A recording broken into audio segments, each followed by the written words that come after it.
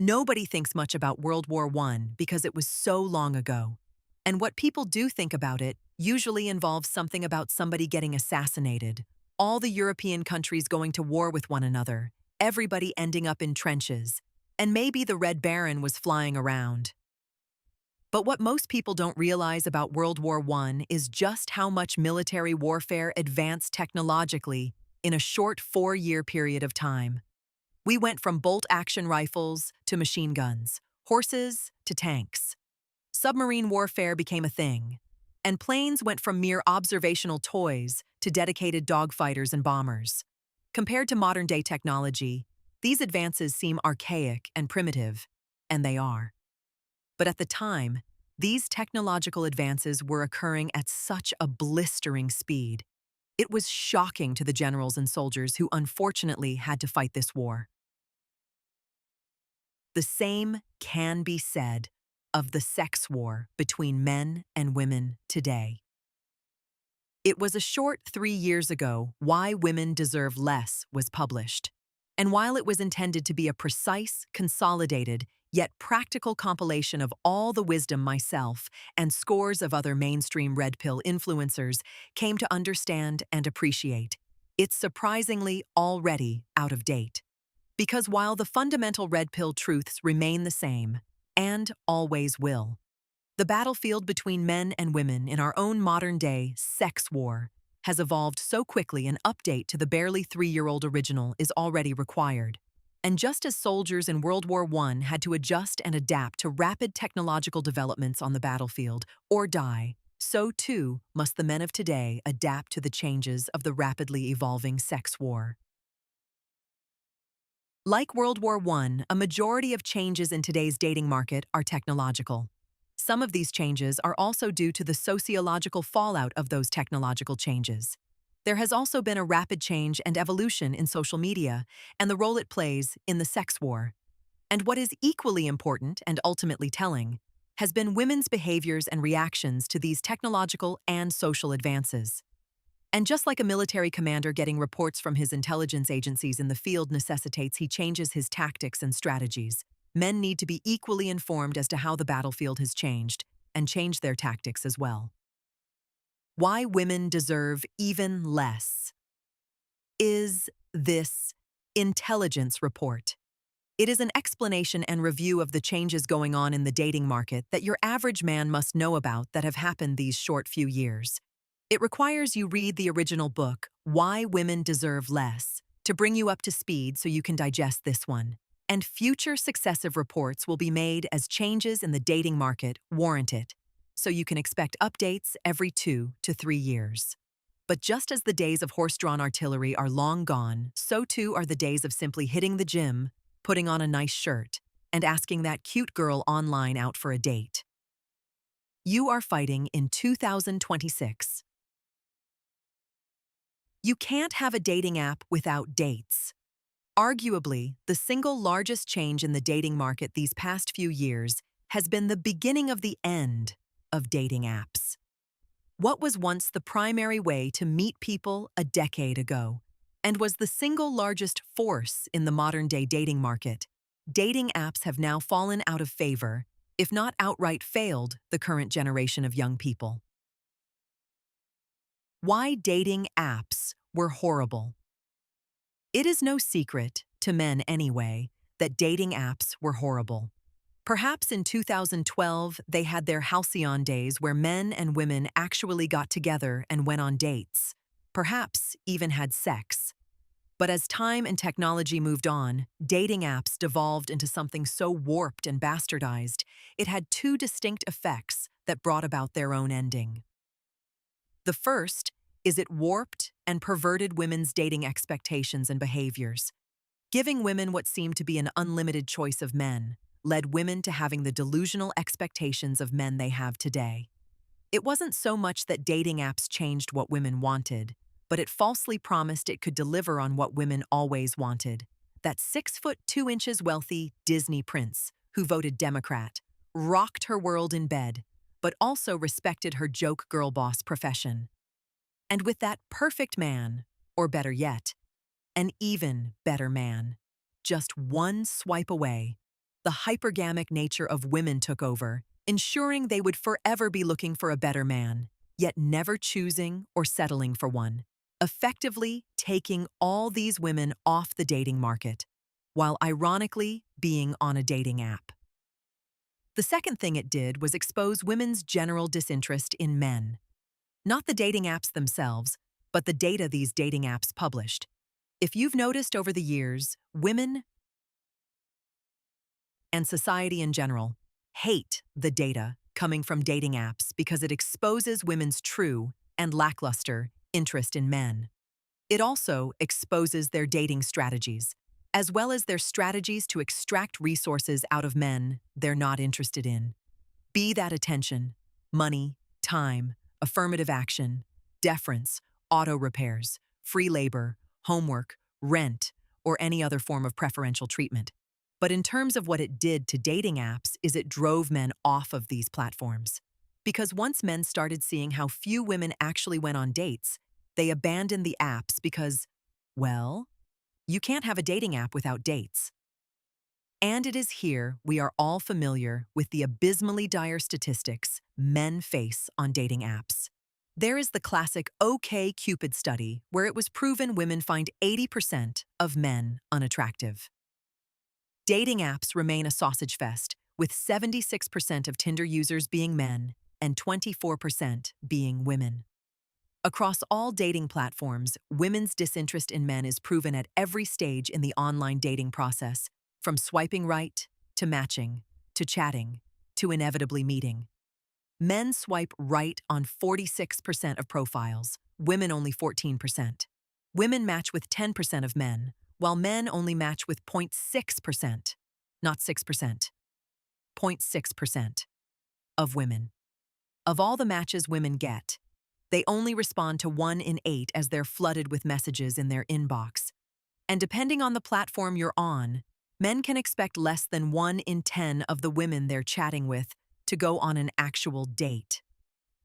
In the end, men are literally swiping right tens of thousands of times over years of being online, only to get a single-digit number of dates, resulting in those thunderstorm Tinder analytics reports you can find by doing an image search online.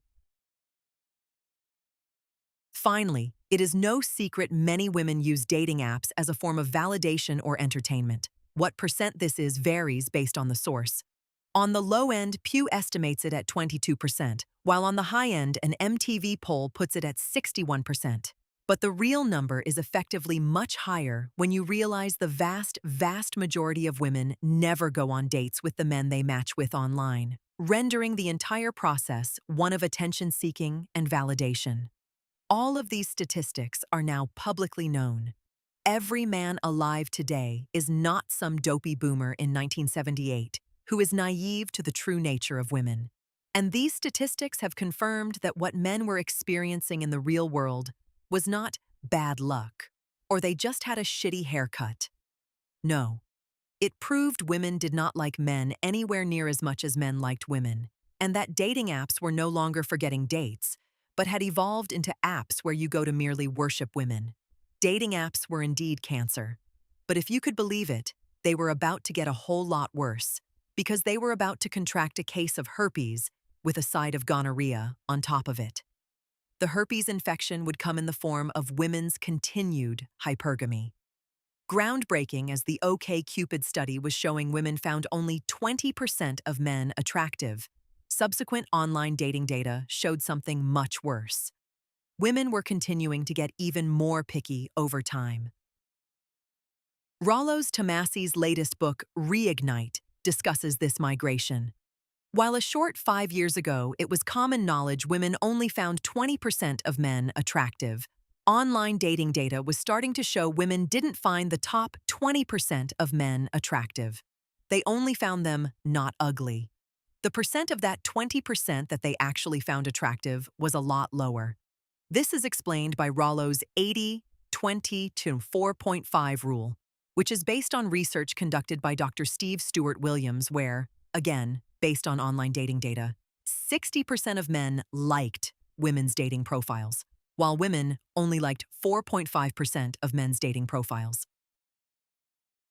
This is corroborated by an excellent article titled Tinder Experiments, Answering Questions and Criticisms, Part 2, which cites the book Dataclysm by Christian Rudder, showing women don't really send men messages until those men are in the top 7% of all men, which is the point at which women's messaging of men skyrockets.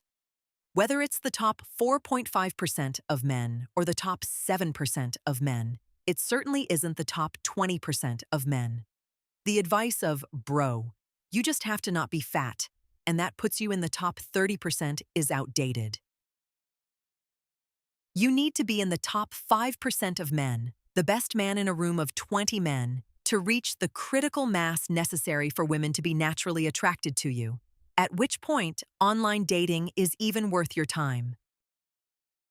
For the remaining 95% of men, online dating is a waste. The gonorrhea infection came from the degradation of dating apps themselves. Like many products corporations degrade today, dating apps shouldn't be that complicated or hard. It should be profiles of all the people looking for dates, and everybody swipes and matches as they feel fit. But online dating companies face two complications that make such a simple concept impossible. First, most online dating companies are publicly traded firms, meaning they can't just make a good product at a fair price. They have to constantly make more and more profit, as the majority of their corporate executives' income is determined by stock-based performance. Meaning, the stock price has to go up forever for them to collect the majority of their income. So instead of a simple dating platform, they need to squeeze more and more profit out of the dating app, even if there is no profit left to squeeze.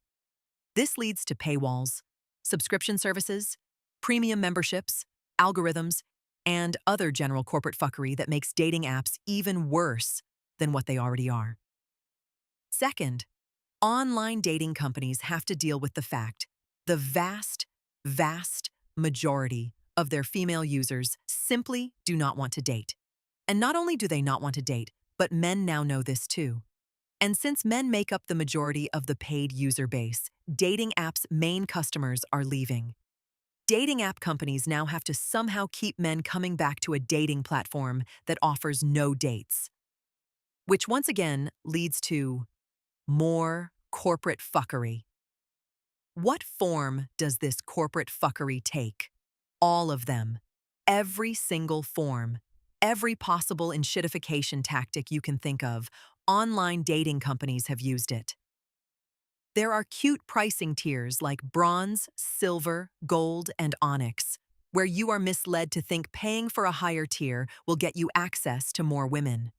There are specials, where if you buy now, your profile will be promoted to all the women in your area for the next 30 minutes. They pinky swear. Counter to that, they will throttle your profile, drying up any matches you get, unless you fork over more money. Like YouTube, dating app companies are always fucking with their algorithm to achieve some underhanded goal or another. Showing new or trial members. The profiles of hot women so you think you have a shot, only to pull them away once you commit, or forget to cancel your subscription. Upvoting profiles that get a lot of likes and only showing them to other people who are equally popular, ensuring you never see any attractive women. That is, of course, unless you pay $39.95 for Profile Boost. It has long been known that dating apps have fake profiles to lure people into paying for the service. And dating apps are slow to remove the blatantly bogus profiles of women who use the app to feed their OnlyFans account, because those are paying members too. Dating apps spy on you, collecting data in part to tailor the profiles they show you, but also to sell your data to data brokers. Worse, they use your profile for dynamic pricing, charging more to wealthy, overweight, desperate, middle-aged men than they would a 31-year-old bodybuilder who is part of that coveted 5% of men. Dating apps employ gambling psychology much like casinos do with their slot machines, doing their best to get you addicted to that hit. Worse, that hit is not a date or getting laid. It's just getting a simple match, like, or chat. And then there's pay to win.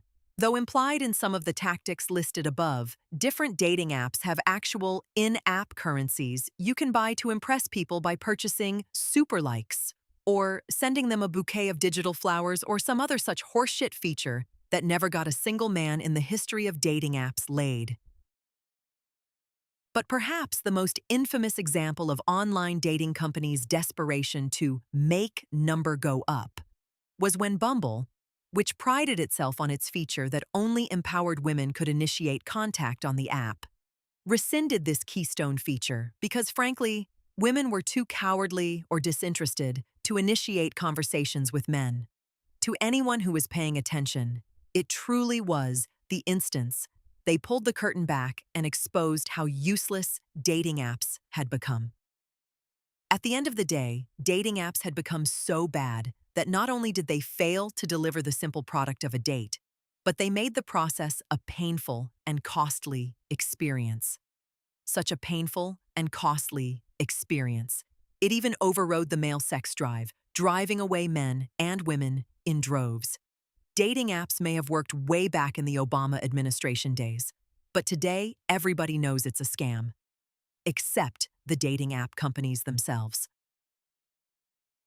Given the online dating industry doesn't provide dates, it should shock no one that people who are interested in dating are moving elsewhere. This doesn't mean the online dating industry is collapsing at this moment in time, but it has stagnated. It is the beginning of the end, and the data proves it. Tinder membership peaked in 2022 at 10.9 million clients, dropping 10% to 9.8 million members today. Bumble peaked in 2024 with 4.25 million users, down 16% to 3.57 million on their third quarter 2025 quarterly report. I'd look up the others, but I don't have to. An ice cream stand that doesn't sell ice cream will go out of business. The amount of time people spend on dating apps has also collapsed. 2018 data showed people were spending about 85 minutes a day on dating apps. Today, that has collapsed to 51 minutes, though admittedly, these statistics come from two different sources. Also showing is the trend of younger people abandoning dating apps as Gen Z spends 49.6 minutes on dating apps per day, compared to the 55.7 minutes their millennial counterparts do. Men are also spending less time than women, 49.3 versus 52.3. Further, echoing younger people's distaste for online dating is Gen Z's very cool overall reception to it. According to a 2023 survey, millennials, who are now in their 40s and should at least have a divorce or two under their belts, accounted for 61% of dating app users, while Gen Z, the young people who are supposed to be out there dating and falling in love, account for only 26% of dating app users. And this data is 3 years old. It's likely even worse. Other data shows Gen Z are using some dating apps at higher rates, notably Tinder, Bumble, and Hinge, but abandoning other apps, Plenty of Fish, eHarmony, OkCupid, where older generations account for the majority of users. This is likely due to simple youth, where at least some people want to get laid, as opposed to married. And Bumble obviously skews towards younger, Gen Z women. Though as Gen Z ages, it is likely these participation rates will level off. Finally, cementing Gen Z's lukewarm interest in online dating is they have the least amount of patience for it. Citing the highest dating app fatigue, or burnout, of all generations at 78%, Gen Z, despite being the youngest generation, just doesn't have the energy for it. This is not a sign of weakness or the inability to handle rejection, but intelligence, as Gen Z seems to be the only generation to have the gall to point out how stupid and just what a waste of time online dating is. We can talk all day about the underlying trends and demographics of the online dating industry, but all of this analysis can be summed up in two simple numbers: the stock prices of both Match Group and Bumble, which account for 90% of the online dating sites and industry. If online dating worked, these companies would be making a fortune, and, consequently, their stock prices would be going through the roof. Instead, their stock prices have absolutely tanked. Match Group was at one time trading at a high of $169 and today trades at $32.54, an 80% drop. And Bumble, the most girl-bossy of girl-boss dating apps that ever girl-bossed, had a peak price of $75.46, which is now down 95% to its current price of $3.45. And no PE ratio because it has no profits either. Whatever hope society and the economy had for these dating apps to deliver dates is long gone and eroded away. Investors have realized this, and so have any prospective future dating app clientele. This does not mean dating apps will go away in their entirety, nor does it mean dating apps won't continue to play at least some role in men's dating lives in the future. Much like sports bars for boomers and nightclubs for Gen Xers hung around long after they were useful, so too will dating apps on account they're already here. To quote Donald Rumsfeld, "You go to war with the army you got, and they're the venues and dating infrastructure that exists and are available for men to use in the here and now. But just like sports bars and nightclubs are aging out fast, so too will dating apps. And it's up to men to acknowledge this and change their dating strategy accordingly." The question is, where are women going, if not the dating apps? To be clear, women will never fully quit dating apps. The free attention and validation they get is just too addictive. But as dating apps fail to deliver the impossible Disney prince husband they want, they will go elsewhere in search for him. This may be a different dating app. This may be traveling overseas. It could be meetup groups. Some may even go to church. For most, it will be a combination of all of the above. But the two main and most noteworthy destinations women are migrating to are sugar sites and a further retreat into social media. And sugar sites are the destination we will be discussing in Chapter 3. Sugar sites have been around in one form or another ever since. Seeking Arrangement started operations in 2006. They exploded in number and increased in popularity during the 20-teens as an increasing percentage of college-going girls used sugaring as a means to afford tuition and subsidize their expenses. It has since melded into the background, becoming an accepted though saucy fact of life that most men today don't give a second thought to. But just as a perfect summer day is the prelude to an evening of damaging thunderstorms and tornadoes, the conditions for the perfect storm have formed for sugaring to become a very real and powerful reality men will face in the dating arms race going forward. There are 3 ingredients that have brought about this sugaring storm: political, cultural, and economic. And it's strongly recommended you get familiar with them if you wish to be dating in the future. Political. There is really only one political force or ingredient when it comes to the formation of this sugar baby thunderstorm. And it's what Democrats and feminists have been fighting for since the 1960s. The elimination of husbands from women's lives, the destruction of the nuclear family. To what degree these political forces want men removed from women's lives varies, depending on what role an individual woman wants a man to play in her life. Generally, the default setting is, "I don't need no man," where most young women are of the baseline opinion men are not needed in their lives, period. However, if a woman does want a man in her life, it is in a role that is only permitted by the Democrat Party and feminist theology, namely, he is a partner or a co-equal business colleague. They may be married, but the man is absolutely not a breadwinner, provider, or anything else that would otherwise threaten her strength and independence. Men may also take on the role of an accessory like a teacup dog or some kind of trophy, used as a means for bragging rights or a status symbol. He is a luxury item like a handbag to prove to other women how great you are and how you got yours. But under no circumstances should you rely on him or love him. He is a thing there to serve you and your ego. How women get to this point is irrelevant. The brainwashing starts in school by leftist feminist teachers.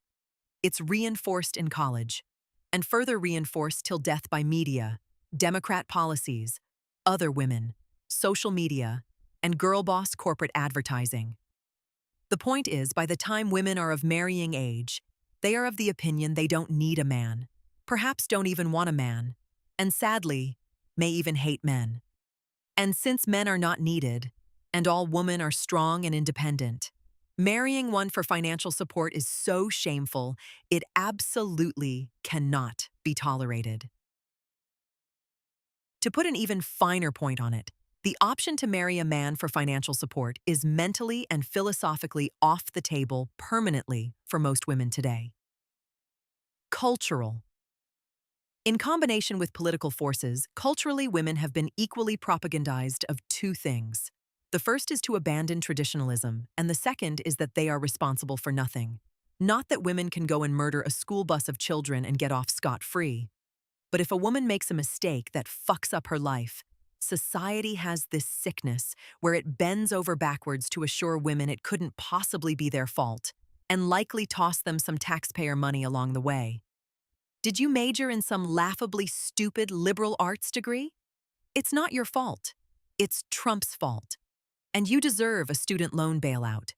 Did you get fat and your husband stepped out on you? It's not your fault you became fat and unfuckable. No, it's a fat-phobic society, and he should love you for you. Did you have 5 kids with 4 fathers and now can't make rent? It's not your fault you're poor and bitching about not being able to buy Doritos with your SNAP benefits. It has to be all those baby daddies' faults. And is the black man going overseas or dating white women?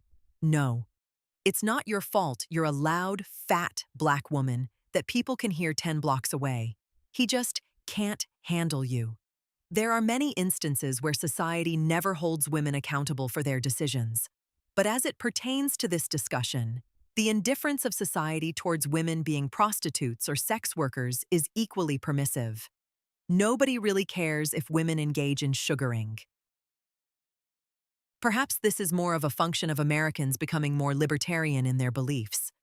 Nobody really cares if gay people have relationships or if people smoke pot. So what do most people care if women engage in sex work? Perhaps people are cynically acknowledging marriage has always been legalized prostitution. It's just based on a long-term purchase contract versus a short-term rental agreement we've traditionally associated with real prostitution. The point is, just like we bend over backwards to assuage women, it's not their fault their car got repossessed. Society lacks the cultural wherewithal or even concern to shame women for engaging in prostitution like we once did. And then there's empowerment. Permissive is one thing. So is libertarian indifference. But encouraging and celebrating what women do, no matter how mundane it is empowering. Ooh, you paid your rent. You're empowered. You pumped your gas. You're empowered. You got a doctorate in social work, but sell pictures of your butthole online to make interest-only payments on your student loans? You go, girl. You're empowered. Culturally, women have been conditioned to believe anything they do is amazing and empowering, usually by people who are screwing them over for some ulterior motive. Corporations want to sell women $85,000 handbags and use them for cheap labor. Democrats want women to vote for them at the expense of a loving nuclear family. Colleges want to screw women out of their tuition money. And men just want to fuck them. Yeah, you're brave and amazing. Now give me your money, labor, vote, tuition dollars, a blowjob. This provides an environment where nobody is checking women, correcting them, or telling them the truth, even if it's for their own best interests. But further reinforcing this delusion is women's ownership of their own lives. Yes, like anyone else, women have complete and total ownership of their own lives. And yes, therefore they have 100% complete and total right to make the choices they want. But they confuse the right to make a choice as the right choice to make. meaning in their minds, all of their choices are infallible, no matter how bad and destructive those decisions might actually be. This has not only led women to think it's okay to be a sex worker, but that it's also, you guessed it, empowering. If you go online, sugaring isn't some discreet, shameful thing women do anonymously and behind closed doors. It's a celebrated lifestyle where women proudly boast about being a sugar baby. From roughly 2019 to 2022, there was a big sex workers' rights movement that, among other things, aimed to destigmatize sex work. This is also the same time OnlyFans exploded, going from $238 million in revenue in 2019 to $7.9 billion a mere 4 years later. TikTok has an entire sugar baby lifestyle section where sugaring is celebrated and glamorized online by professional sugar babies, where they flex their fancy cars, expensive trips, jewelry, and other such trophies. There's even a sugar baby school, where women exchange pointers and tips for aspiring sugar babies looking to get into the industry. But if you really want to see just how celebrated and glamorized sugaring has become, read the sugar baby sites themselves. It is literally some of the best propaganda writing in the history of the world, as they manage to convince women they're not sex workers, but glorious, ambitious, industrious, girl boss goddesses that are brave, amazing, and, you guessed it, empowered. If you are enjoying this book, then you belong in the Intellect Corner community. Why join? Because your voice shapes what gets made. You can request the books you want to hear and vote on other suggestions so I know exactly what to cover next. Plus, you'll get personalized reading recommendations from a community of people who share your taste. It's also the central hub. I run around 20 different channels, and the community is the easiest way to browse them, find the books you're looking for, and make sure you never lose access to our content if we ever move beyond YouTube. Click the link in the description to join Intellect Corner, and let's decide what to read next. Redefining chivalry. Luxury dating where honest relationships can grow. Connect with sophisticated individuals who match your ambition and elevate your journey to the exciting, fulfilling life you deserve. You know your worth and are unwilling to compromise your vision.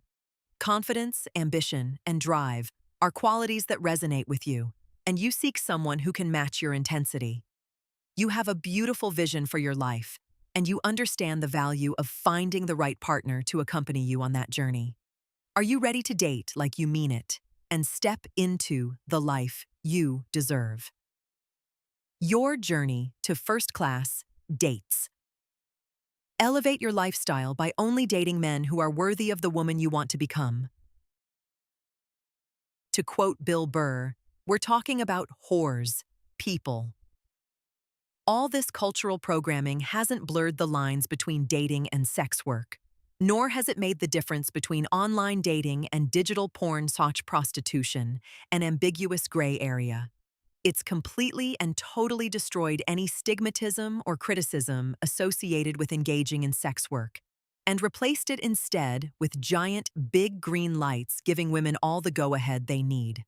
There is literally no shame, guilt, or cultural mores stopping women from becoming sugar babies, sex workers, digital porn stars, or prostitutes.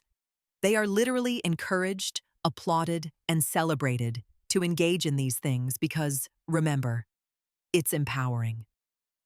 Economic. The final and underlying force bringing about the sugar baby storm is economics, and economics is the most compelling and powerful of the three. The reason why is the current generation of young women are facing a nightmare of crippling economic conditions that are so bad, the vast majority of them will start their adult lives in poverty and likely stay there forever.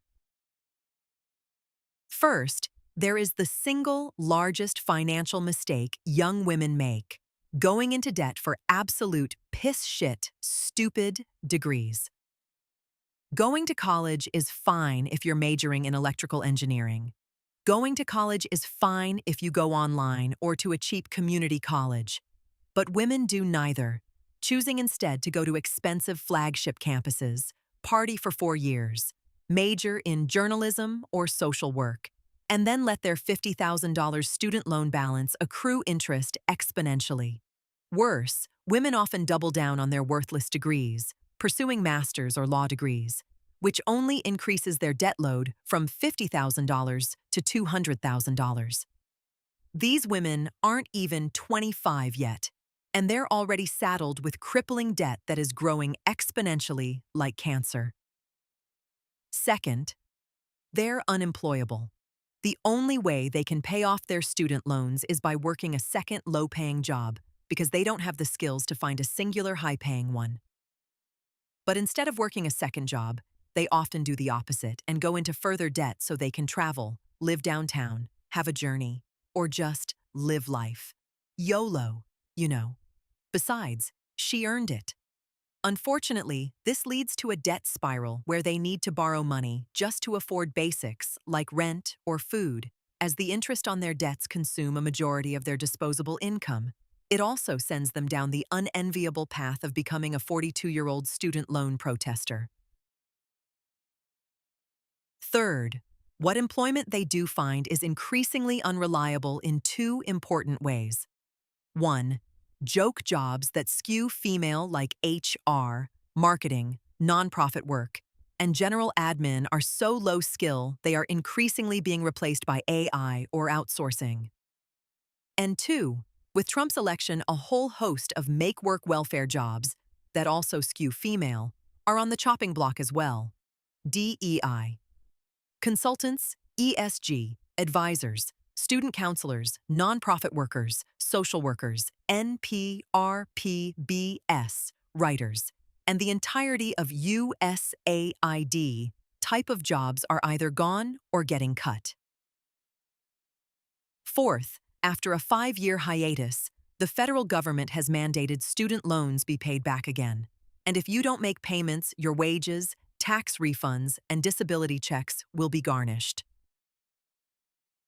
Finally, inflation. Not to make it a long, boring lesson in economics, but everybody loves voting for free shit, especially women. Women love voting for free shit. They love voting for free education. They love voting for free health care. They love voting for free housing. They love free shit so much, they even vote to import people here who aren't Americans so we can give them free shit too. The problem is, there's no such thing as free shit. All those steamy checks you got during COVID, that was paid with borrowed and printed off money. All those EBT cards, Section 8 housing vouchers, SNAP benefits, disability benefits, Medicare and Medicaid payments. You got? Paid for by borrowing and printing money. The problem is borrowing money or printing off money doesn't create more housing, more food, more gas, or more doctors. It just floods the market with more money to chase the same amount of goods that already existed. Worse, in paying all these people, you essentially paid them not to work. And by not to work, that means didn't produce anything that all this extra money could buy.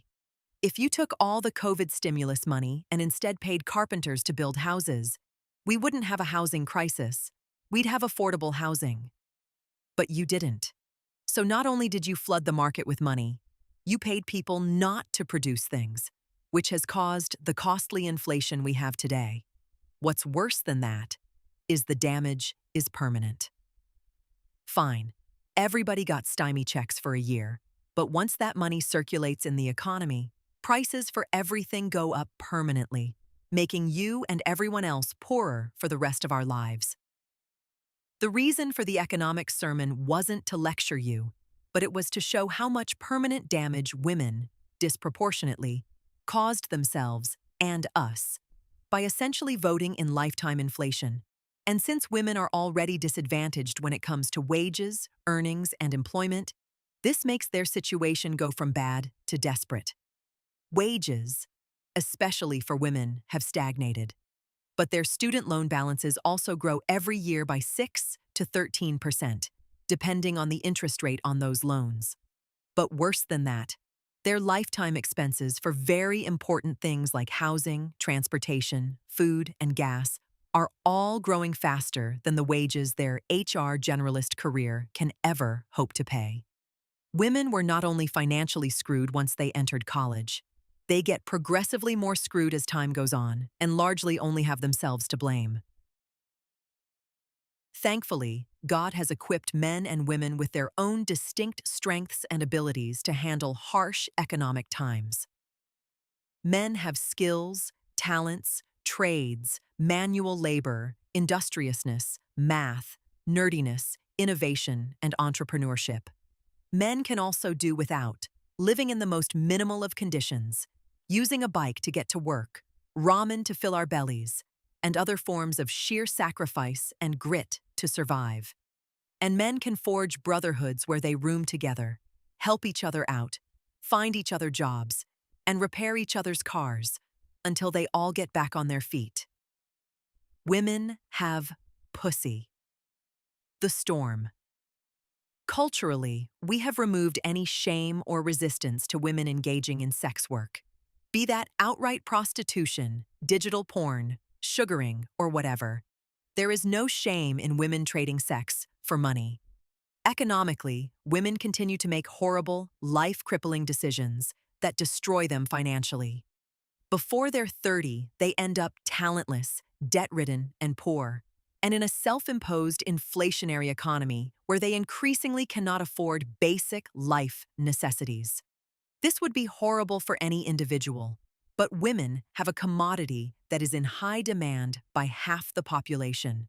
So much so, this commodity is arguably the currency of the realm and not the dollar. Pussy. In a very simplified and reduced economy, women can provide sex to men if men in exchange pay for their living expenses. We had a term for such an arrangement. We called it marriage. And yes, there was a lot more to it than that. But at its stripped-down, economic core, marriage was merely a transactional relationship where women fucked their men and their men took care of them. This option is technically still on the table, but to quote Terrence Popp, "Boot it." Politically, women threw that option away. And not only did they throw that option away, but the past 50 years they've been so openly hostile towards men, men have also removed marriage from the table. This leaves an increasing percent of women with only one way out of the situation they've created for themselves: sex work. Their only way out of poverty and into a semblance of the modern-day synthetic girl boss dream life they want for themselves is selling pussy. They might gussy it up, calling it some kind of euphemism. Again, look at the empowering, flowery language sugar sites use. But at the end of the day, it's transactional sex. And this will manifest itself in men's dating lives going forward in an increasing amount and variety of ways. Anecdotally, and one of the main reasons I was prompted to write this update, was I noticed an increasing amount of the girls we found for the show were not only on dating apps, but sugaring sites as well. It's no secret we source our women guests from dating apps, sugar sites, OnlyFans, etc. But there has been a significant increase in the percent of women who were once merely on dating apps, now switching to sugar sites. And yes, a main reason for that migration is financial. Logically, the number of sugar sites have exploded since the original one in 2006. How many there are today, and what is a bona fide sugar site versus a luxury dating app, is up for debate. By the way, to protect themselves legally from prostitution charges, sugar sites have rebranded into luxury dating apps. They are still the same, as women want the money that comes with luxury dating, and men want the sex that comes with young women. But there's at least 20 of them. Additionally, to expedite the process and appeal to a younger audience, these sites are going mobile. In 2020, 2 of the top 200 lifestyle apps were sugar apps, while today, in 2025, there are 7. Then there's raw numbers. Sugar sites like to boast about their user numbers for marketing purposes. And though this includes both male and female users, it shows sugar sites are growing. Adult Friend Finder has gone from 40 million in 2019 to a reported 80 million in 2021. That is the latest data and likely skewed by COVID. Ashley Madison has gone from 37 million in 2015 to 70 million today. And Seeking, formerly Seeking Arrangement, went from 2 million in 2013 to 25 million in 2024. With users in the tens of millions, it shouldn't shock people that an estimated 8% of Gen Z and millennials participate in sugaring, 5% of which are men, 3% of which are women. However, that poll was done in 2017, while another poll showed 5.2% of women on a college campus were sugaring in 2020. This indicates an increasing trend, which is likely even higher now. And then there is the very curious and blatant case of OnlyFans and OnlyFans type of sites. Is OnlyFans sex work? Maybe. Is it rank prostitution? Probably not. Could we consider it sex worker light? Sure. But it is selling pussy, digital as it may be. And say what you might about OnlyFans, but the fact their user base went from 13.8 million accounts in 2019 to 400 million in 2025, and their revenue went from $238 million to $7.9 billion in the same time proves digital sex work is increasingly profitable and common. How common? That's a curious question. A couple years back, internet pundits were estimating 14% of American women ages 18 to 25 were on OnlyFans. That 1 in 7 of the women you knew in this age cohort were digital porn stars. But common as it is for young women today to sign up for OnlyFans, it is in fact not that high a percent. Based on research conducted by Aaron Clary, which you can find here at his video titled, "What Percent of American Women Are on OnlyFans?" The percent of 18 to 34-year-old American women who are on OnlyFans or OnlyFans type of sites is around 5%, likely higher the better looking they are. Still, this is 1 out of 20 and in line with previous polling where 5.2% of women admitted to consciously engaging in sugaring. Finally, while the above figures show 5% and growing women are engaged in some kind of explicit sugaring, the most common instance a man is going to run into a sugar baby is not an app, a site, a girl on Chatterbait or Fansly. It's going to be in his own personal relationships. Because criticize these sugaring women as much as you want. At least they're honest. What is much more likely to happen is you're going to run into a normal girl who has normal everyday problems of women her age. She'll have student loan debt, credit card debt, a car that doesn't work, and some piss-shit job to go along with her worthless piss-shit degree. However, if you were to ask her if she would set up an account on Chatterbait to help pay for her expenses, she would adamantly refuse, perhaps even be insulted.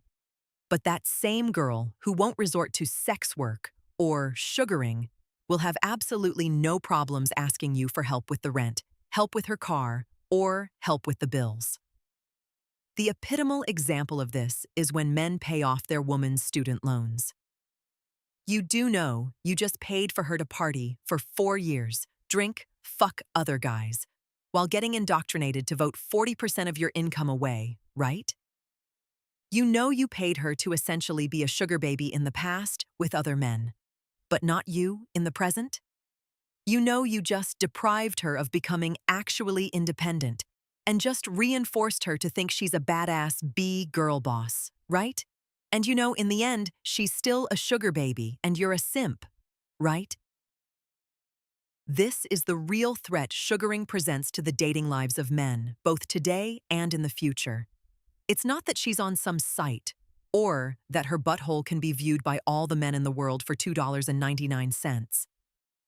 It's that the perfect mix of cultural, political, and economic forces have combined that now, and increasingly so into the future, women are going to become such financial liabilities They will have to become sugar babies at some level. And the economy will get so bad, and women's finances will continue to become so dire that paying for them is going to be an unavoidable fact of dating them in the future. Many of you reading this right now have already experienced this, where a girl has asked for help with rent, paying her bills, or helping with her tuition. And perhaps in times past, if she was a devout, loving, kind woman, you would have married her and taken care of some of these things. But these aren't those times. Subsidizing her finances and past mistakes is going to be one of the first prerequisites upfront to dating women in the future. It's literally going to become pay to play way more than it ever was naturally or by tradition before. And that means when it comes to dating, men will not only have to compete against regular old dudes on dating apps, but richer OLD dudes on the sugar apps, and the sugar baby lifestyle women will be increasingly seeking. The synthetic girl boss sugar baby lifestyle you'll be competing against. In defense of sugar babies and women in general, their thought process and migration to sugaring is entirely rational. Young women have been purposely and successfully brainwashed that men should play no traditional husband-type role in their lives. You could argue they consciously chose this, but some sympathy and acknowledgement has to be made that for the past 50 years, feminists and leftists have heavily propagandized women to not need men. Women were equally propagandized, as we all were, to follow our hearts and the money would follow, putting us all in crippling levels of student debt with no skills to get out. And there's no denying the harsh inflationary economy that directly threatens women's livelihoods.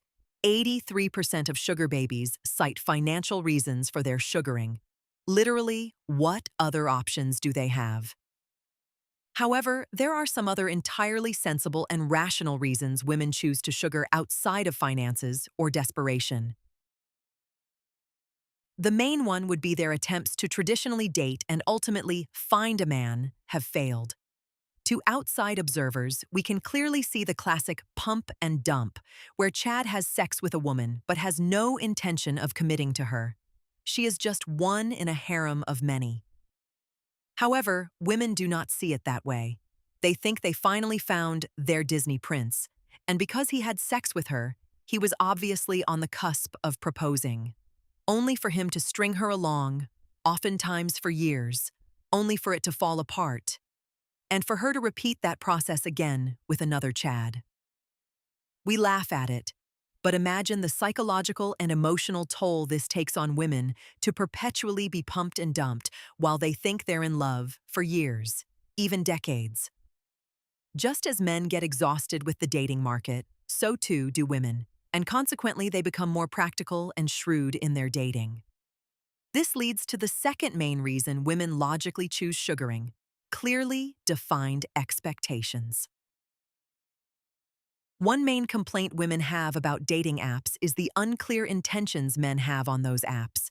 Of course, a lot of this confusion is women naively believing men are there for any other reason than sex. It also doesn't help women use dating apps for attention whoring and not dates.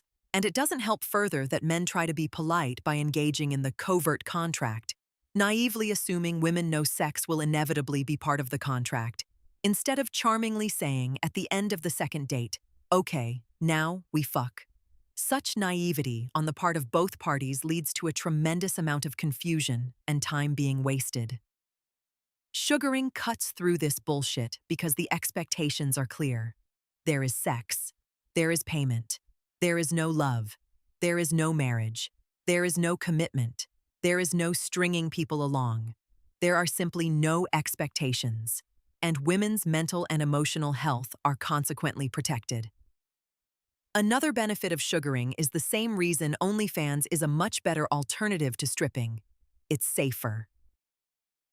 Sugar apps have, to their credit, instituted a bunch of safety features to help women safely sugar. Things like mandatory ID, verification tools, privacy tools, check-in tools, etc. They also have resources to help women avoid scammers and stalkers. And like any other internet platform, one can get to know the other pretty intricately before meeting in person. This not only makes them feel safer, but gives them a sense of control over whether a relationship will occur or not. Not to mention whether they get emotionally hurt or not. Another unexpected but very practical reason women are seeking sugaring is the networking opportunities it provides. In order to be a sugar daddy, you need sugar. And if you have sugar, that means you're rich. And if you're rich, chances are you must have some kind of network wherein you made your fortunes. Women know this and are no dummies. 8% of women cite networking and mentoring as a secondary, though clever reason to sugar. Additionally, without love, many women only have their careers to focus on, which is a logical alignment of both parties' interests. And finally, why shouldn't she get her bag? If marriage, love, and kids are off the table, what else does the increasing percent of single women have to look forward to? Travel, shopping sprees, shoes, luxury cars, handbags, spa days, mimosas, and a luxury condo. All these things can be provided through sugaring, and 58% of sugar babies cite material items as a reason to sugar. The key thing men need to realize about this new sugaring lifestyle is while it may seem sad these women will never be loved, a lot of women are beyond that. They've moved on. They have more pressing matters to deal with, just like you. They need to survive. Only 13% of sugaring women cited love as a reason they sugar. And so you will be competing less and less on character, charm, game, and frame, and more on your income. Your ability to play the guitar will not matter as much as it will be to pay her bills. And to be perfectly honest, you are unlikely to find the mother of your future children on a sugar app, as women are not there to fall in love, as much business. Into social media. With women's general failure to find love both in person and online, they are burning out on the dating apps and souring on men in general. This souring is further reinforced by culture and society, where women have been conditioned to be adversarial and belligerent towards men, while ironically at the same trying to have men play some kind of niche, compromised role in women's love lives. This hostile treatment has not gone unnoticed by men, nor have men forgotten seeing generations of their fathers get divorced, nor have men failed to realize online dating has been an absolute, complete clusterfuck waste of time. Consequently, men have been abandoning the pursuit of women, both online and in person, which has dramatically dried up the amount of attention and validation women receive both digitally and in the real world. Independently, these three things are interesting on their own. But when combined together, they have created an interesting scenario as it pertains to women's social lives, because having a social life is still nearly 100% dependent on people pursuing romantic and sexual ones. And while women may not like this fact, look at nearly every form of traditional and modern socialization, where we all used to have some really good times.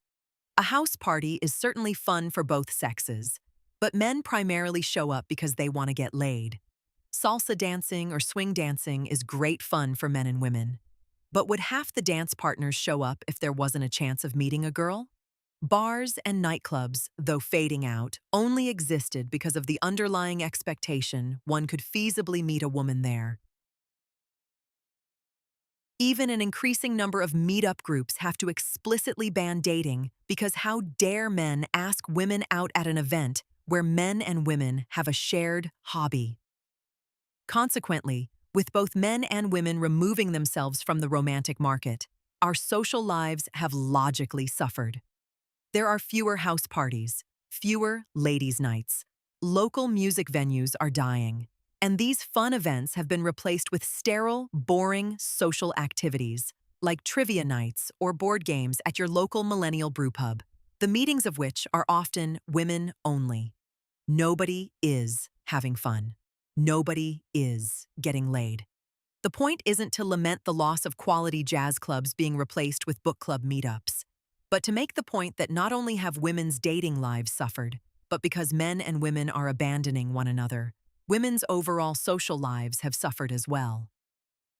And so, with no love life or social life, where are young women supposed to go for socialization, attention, purpose, meaning, validation, and simple existence? The only place they know. They retreat further online. Admittedly, this isn't women's only option. At any point, people can go outside, engage in social activities, join a club, or live in the real world. But when it comes to dating age people, this means younger people. And the current generation of young people have been brought up wholly and totally online. Taking the eldest of this dating age cohort, a 34-year-old today was born in 1992, meaning by the time they hit puberty at 13, it was 2005, already fully ensconced in an admittedly earlier version of the internet we have today. The youngest of this age cohort is 18, being born in 2008. Their entire lives were not only online, but when they hit puberty in 2021, they had access to porn, OnlyFans, TikTok, Andrew Tate, Instagram, sugar sites, and anything else that would shape their dating lives today. And keep in mind, this age cohort didn't just use the internet for dating or porn.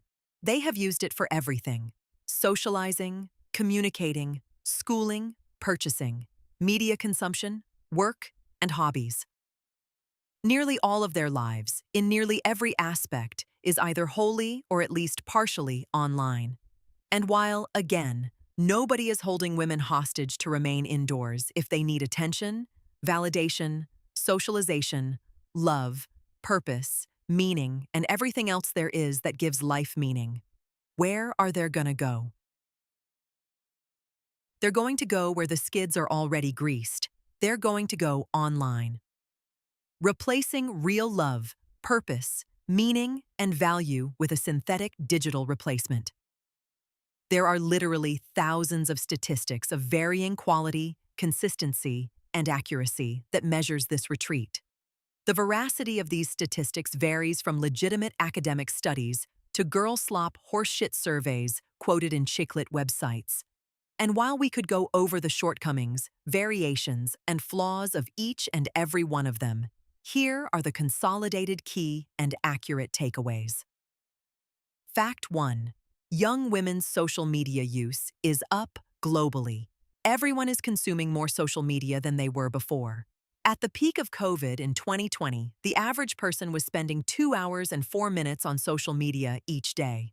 That rose to 2 hours and 41 minutes in 2025. Younger people spend more time on social media than older people. Gen X averages a sensible 1 hour and 53 minutes a day on social media. Millennials average 2 hours, 47 minutes a day, while Gen Z exceeds 3 hours at 3 hours and 18 minutes each day. Across all generations, women consume more social media than men. But younger women obviously consume the most. Women ages 18 to 29 spend 3 hours and 30 minutes a day online. This really needs to be put in perspective.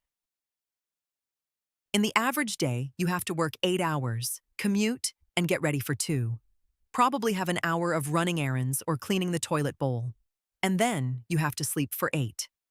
That's 19 hours out of a 24-hour day, doing the bare minimum just to stay alive, leaving you 5 hours for pleasure and fun. And the average young woman doesn't spend that free time setting up her 401k account. They don't spend it at the local community college taking an auto repair course. And they certainly don't spend it at the gym. They spend 70% of their free time online. 70% of all that matters in their lives is online. If there's 2 things to take away from this book, it's that if you want to date women today, you have to go to where they are. They are online. And the second is that most young people are addicted to social media, and you need to get off of it. Otherwise, you will simply piss away your life like American women do theirs. Fact 2. Women are increasingly replacing their social and love lives with some kind of alternative. Women are replacing men and their social lives in a variety of ways. The most obvious way is via social media, but the most common way is nothing. Abstinence. They simply do without. There are other things women are doing to create a synthetic alternative to having a normal love social life. But the main one is they simply aren't having one. They're simply staying home and scrolling through their phones.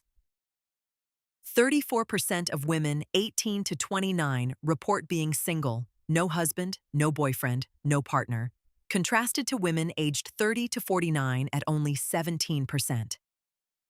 Much of this can be due to marriage or cohabitation, but it is up drastically compared to other generations.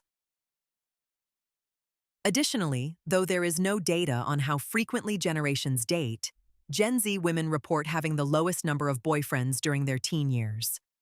Though not statistically provable, we can safely say Gen Z women go on the least amount of dates out of all women. 23% of women ages 18 to 30 report using romantic AI chatbots as a substitute to actual conversation with a real-life man. No doubt much of this is simple curiosity of a new technology, not a full-blown replacement of men. However, this is an extension of having an online-only boyfriend, where women have no intention of having a real, physical relationship with a man, and instead use technology, be that a dating app or social media, to string some sucker along to get the attention they need to synthesize one. Thankfully, it looks like they may increasingly choose to string along an AI bot and not human beings. To the surprise of no one, women are having sex less. The number of female virgins between the ages of 22 to 34 has gone from 3% in 2012 to 7% in 2023. During that same time, the percent of women aged 22 to 34 who reported not having sex in the past year went from 9% to 14%. And no sex in 3 months went from 20% in 2016 to 31% in 2023. All these numbers are likely higher today. Consequently, porn consumption has grown among young women. Sales of women's erotica, read as smut, more than doubled from 18 million copies in 2020 to 39 million copies in 2023. Traditionally, middle-aged women were the primary consumers of smut, but some evidence shows the audience skewing younger, as evidenced by the millennial bestseller Morning Glory, Milking Farm. I strongly recommend you look up that book on Amazon and see what young women are choosing to read instead of going out on a date with that nice boy in accounting. Though it is niche, women's consumption of video game porn is also up. Video game porn, meaning video games, mobile apps, visual novels, etc., that are pornographic. Because these are video games, they obviously skew towards a younger audience, and Gen Z women are the pluralistic consumers of this porn. And if you would like to see another example of what women are choosing over going on a date with Johnny from IT, I suggest you look at the video game Love and Deep Space. Logically, with no men in their lives, sex toy sales have gone up. Industry reports show sales growing around 8.5%, which, when you back out inflation of 3% and population growth of 1%, you get a real growth rate of 4.5%. 58% of sex toy consumers are women, and their consumption is bimodal, with single women in their 20s and divorced women in their 40s as the primary consumers of these products. There isn't a boom in sex toy sales, but once again, women are gradually replacing real dick with synthetic dick. Women use social media for a multitude of reasons, and while the results will vary based on the poll, one poll done by Quantcast does a pretty good job of summarizing them all. Stay up to date with friends and family, 75%. Fun and entertainment, 57%. Connect with other people like me, 52%. Get information, 31%. Stay up to date on specific topics, 25%. Seek advice, 20%.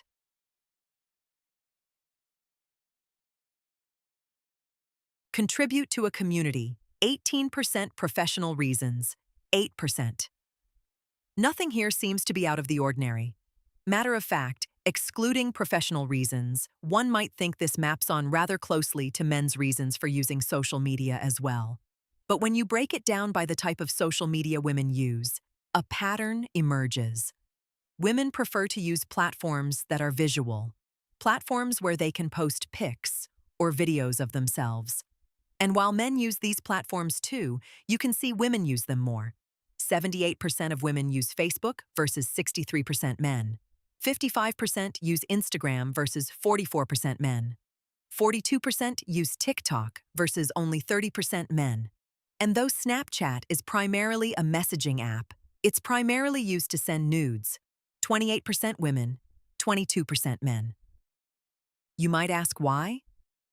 Why do women prefer to use picture or video-based platforms as opposed to informational or conversational ones like Twitter or Reddit?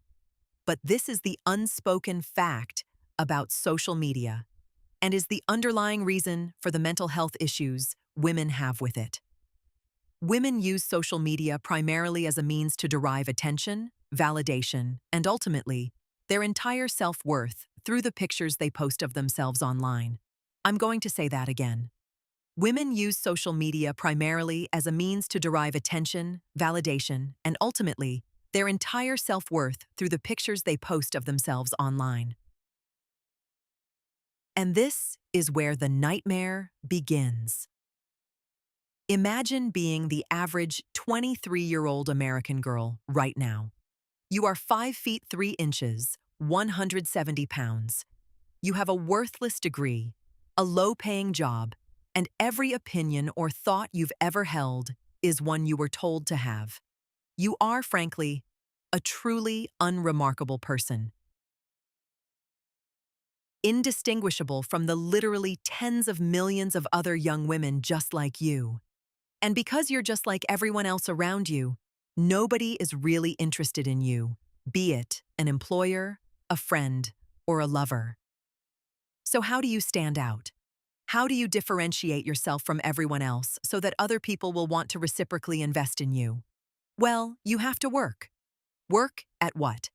Well, work at anything. Dedicate the time in college to become an engineer so an employer will invest in you. Put in the work at the gym so a man will date you. Put in the time in your community so people will befriend you. Improve yourself in some way so that you bring value to others, and they bring value to you in return. The problem is, nearly every young woman today is thoroughly brainwashed by feminist politics and corporate marketing that not only are they perfect the way they are, but they also deserve everything in the world by the fact they merely exist.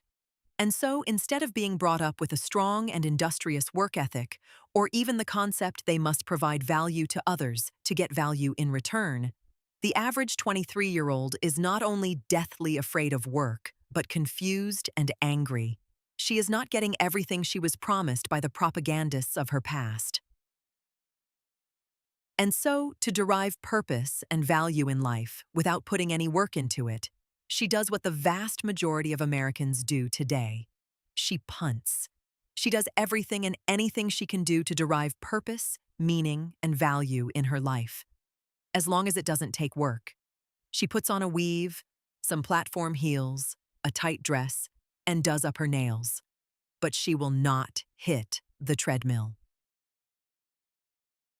She'll get a master's degree, a doctorate, a postdoctorate, and a law degree.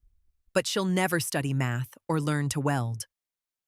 She'll go to a protest, beg for money online, and ask her boyfriend for some money. But she'll never work a second job to pay off her student loans. And she'll use Photoshop, filters, lighting, and editing software on her pictures. But she won't set down the Twinkies.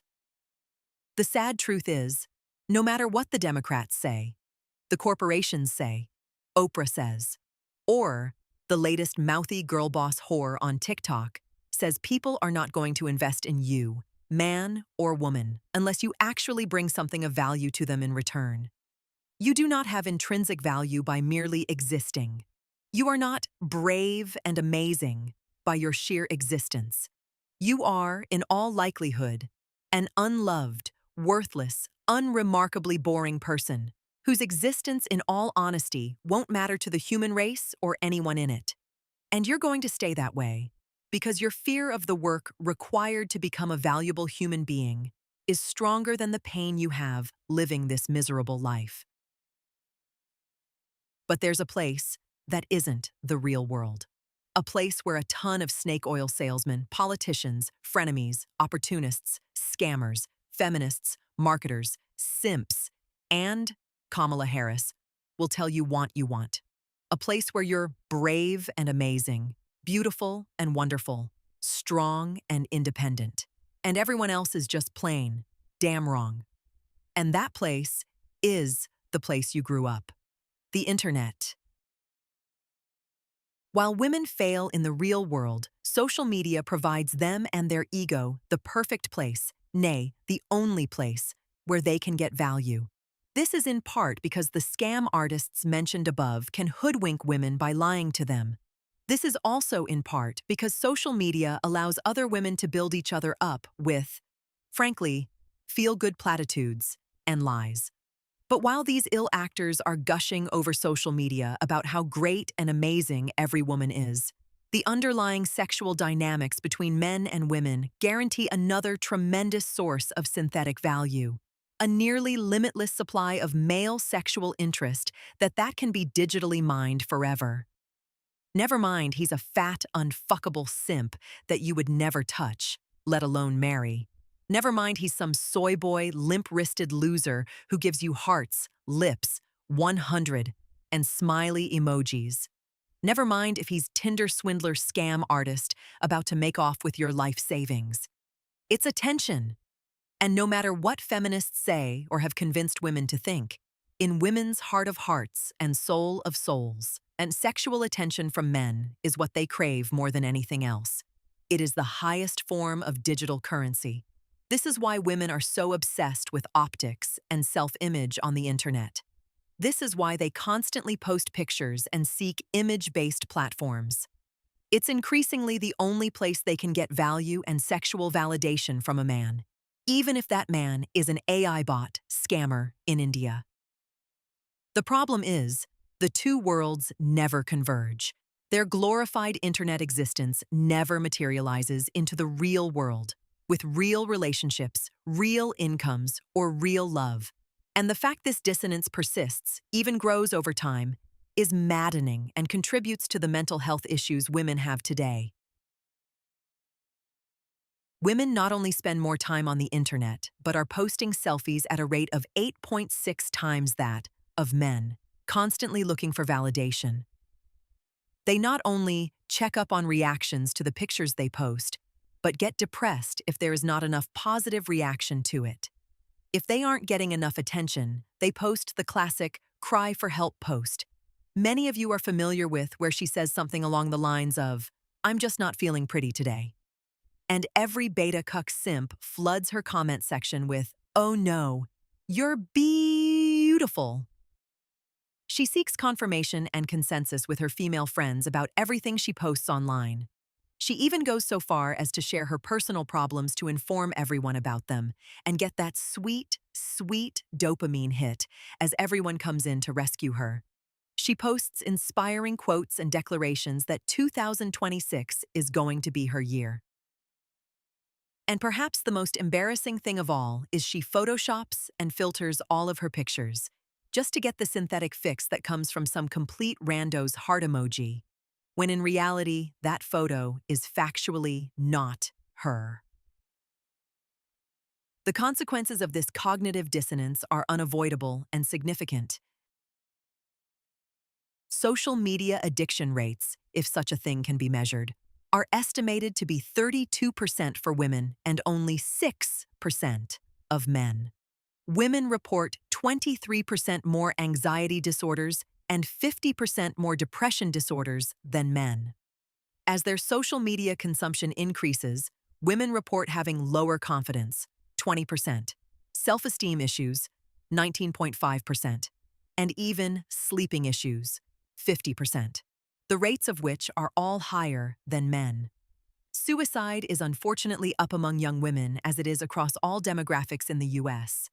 And then there is the increase in antidepressant use among women, which has been covered many times before, but won't be here because it's all so damn tiring. To anyone with the slightest bit of common sense, it's obvious why women who spend more time online than they do in the real world suffer mentally. It's because they're replacing real love, real investment, and real relationships with real people in the real world with digital, synthetic ones, with people who don't really exist. Women have been conditioned to prefer a heart emoji from some rando on the internet than a hug from a child they aborted to great fanfare 3 years ago. They prefer a DM from a guy they have no intention of going out with than a spank on the ass from a husband they love because they're too lazy to hit the gym to get that husband. And the energy it takes to keep up this facade, not to convince other people, but themselves, must absolutely burn a gouging, irreparable hole in their very being. This mental illness cannot be solved, nor is it men's problem to solve. But it is a reality men are going to face in the dating market now and into the future. The hedonic treadmill of always vetting. Another unfortunate psychological reality of dating in the near future is going to be dealing with the hedonic treadmill of always vetting. Understand, for 2 decades now, we have been conditioned to date online. There's nothing wrong with this, but the mechanics of online dating are repetitive and often by design, addictive. And while men's experience with dating apps has been a bad one, so bad in fact men are getting off of them, women's experience with dating apps has not been all bad. The reason why is just like a slot machine in a casino, women occasionally win. Sometimes they win big, sometimes they win small, but there's been enough wins that just like a slot machine, it keeps women coming back for more. Not so much because women hope to find the love of their life, but the act of online dating has now become an addictive entertainment unto itself, especially when you consider the unlimited choice online dating temptingly offers women. However, just like men, online dating has more or less been a failure for most women. And over time, women have become more shrewd and discerning in their online dating strategies.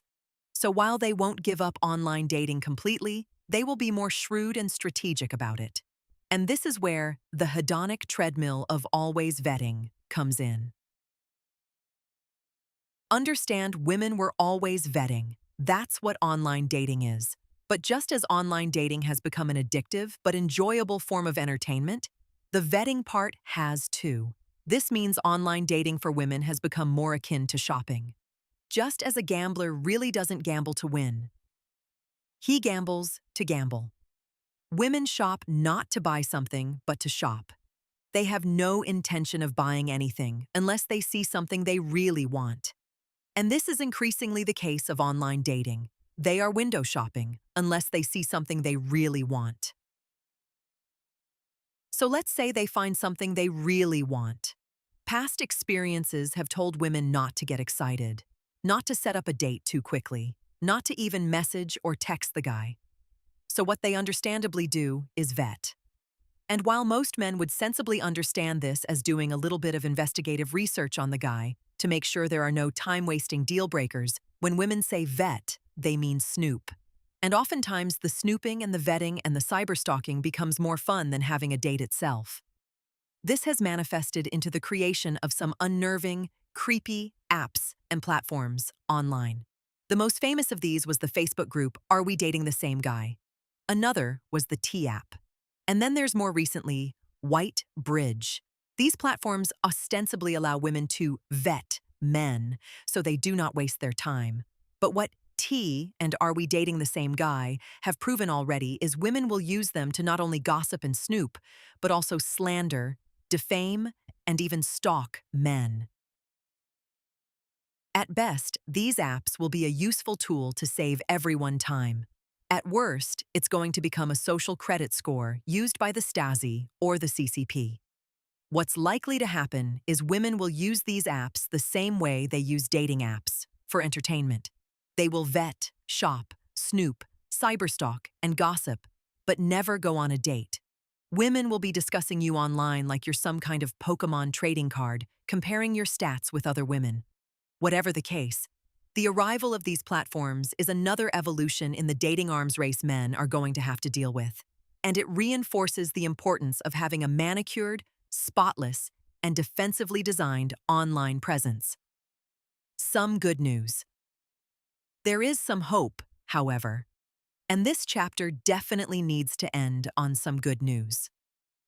Sprouts of anecdotal evidence suggest a small percent of younger women don't want the feminist nightmare that made their mothers, aunts, and grandmothers the miserable, unloved, lonely, hate-filled spinsters they are today.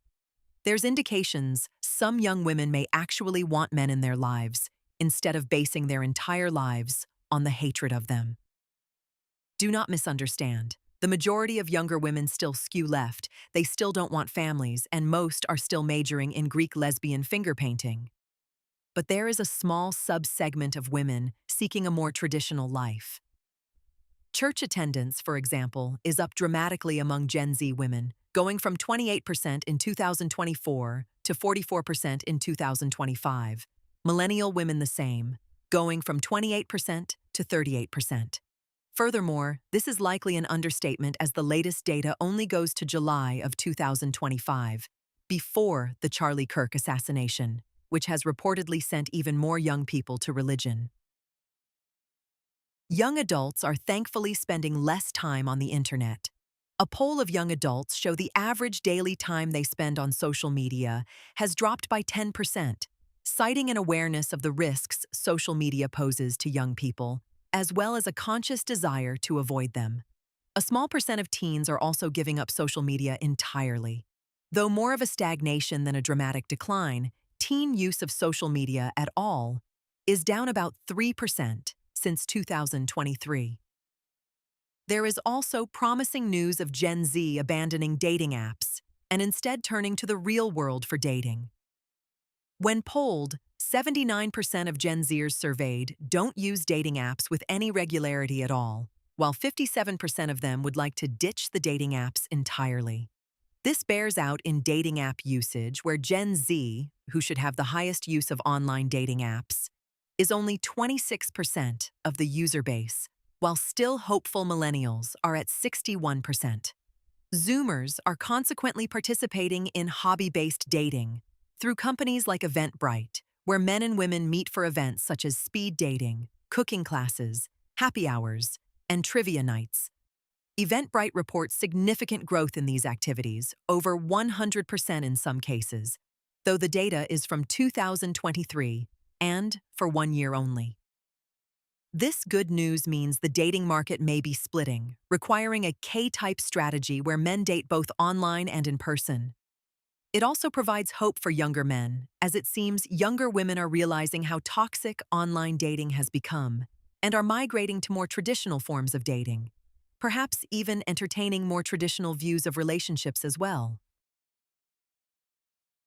Influencer.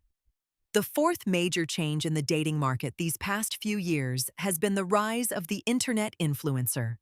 And not just the rise of the internet influencer, but a wholesale replacement of the A-list celebrities who previously influenced everyone before. This replacement came about by the nature of the internet and social media.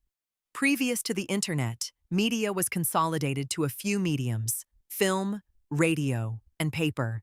And to produce and distribute these forms of media took a lot of money, capital, and equipment. Movie studios are expensive, so are the movie theaters that show film. Radio and television stations are also expensive. Just look at what a radio tower costs to operate. And paper, whether it's books, magazines, or newspapers, required printing presses and distribution networks that all cost a lot of money. Consequently, this focused the ability to produce film, radio, and books into a handful of companies who could afford such things. And because the production and distribution was consolidated into these handful of companies, that meant a very precious few people would be the ones to produce the media. You only need so many writers. You only need so many news anchors. You only need so many radio DJs. And you only need so many actors. But because there was so few of them, yet these people's work, or the people themselves, would be broadcasted to literally everyone on the planet. They achieved a coveted and unique status. They became celebrities. That was until the internet came along.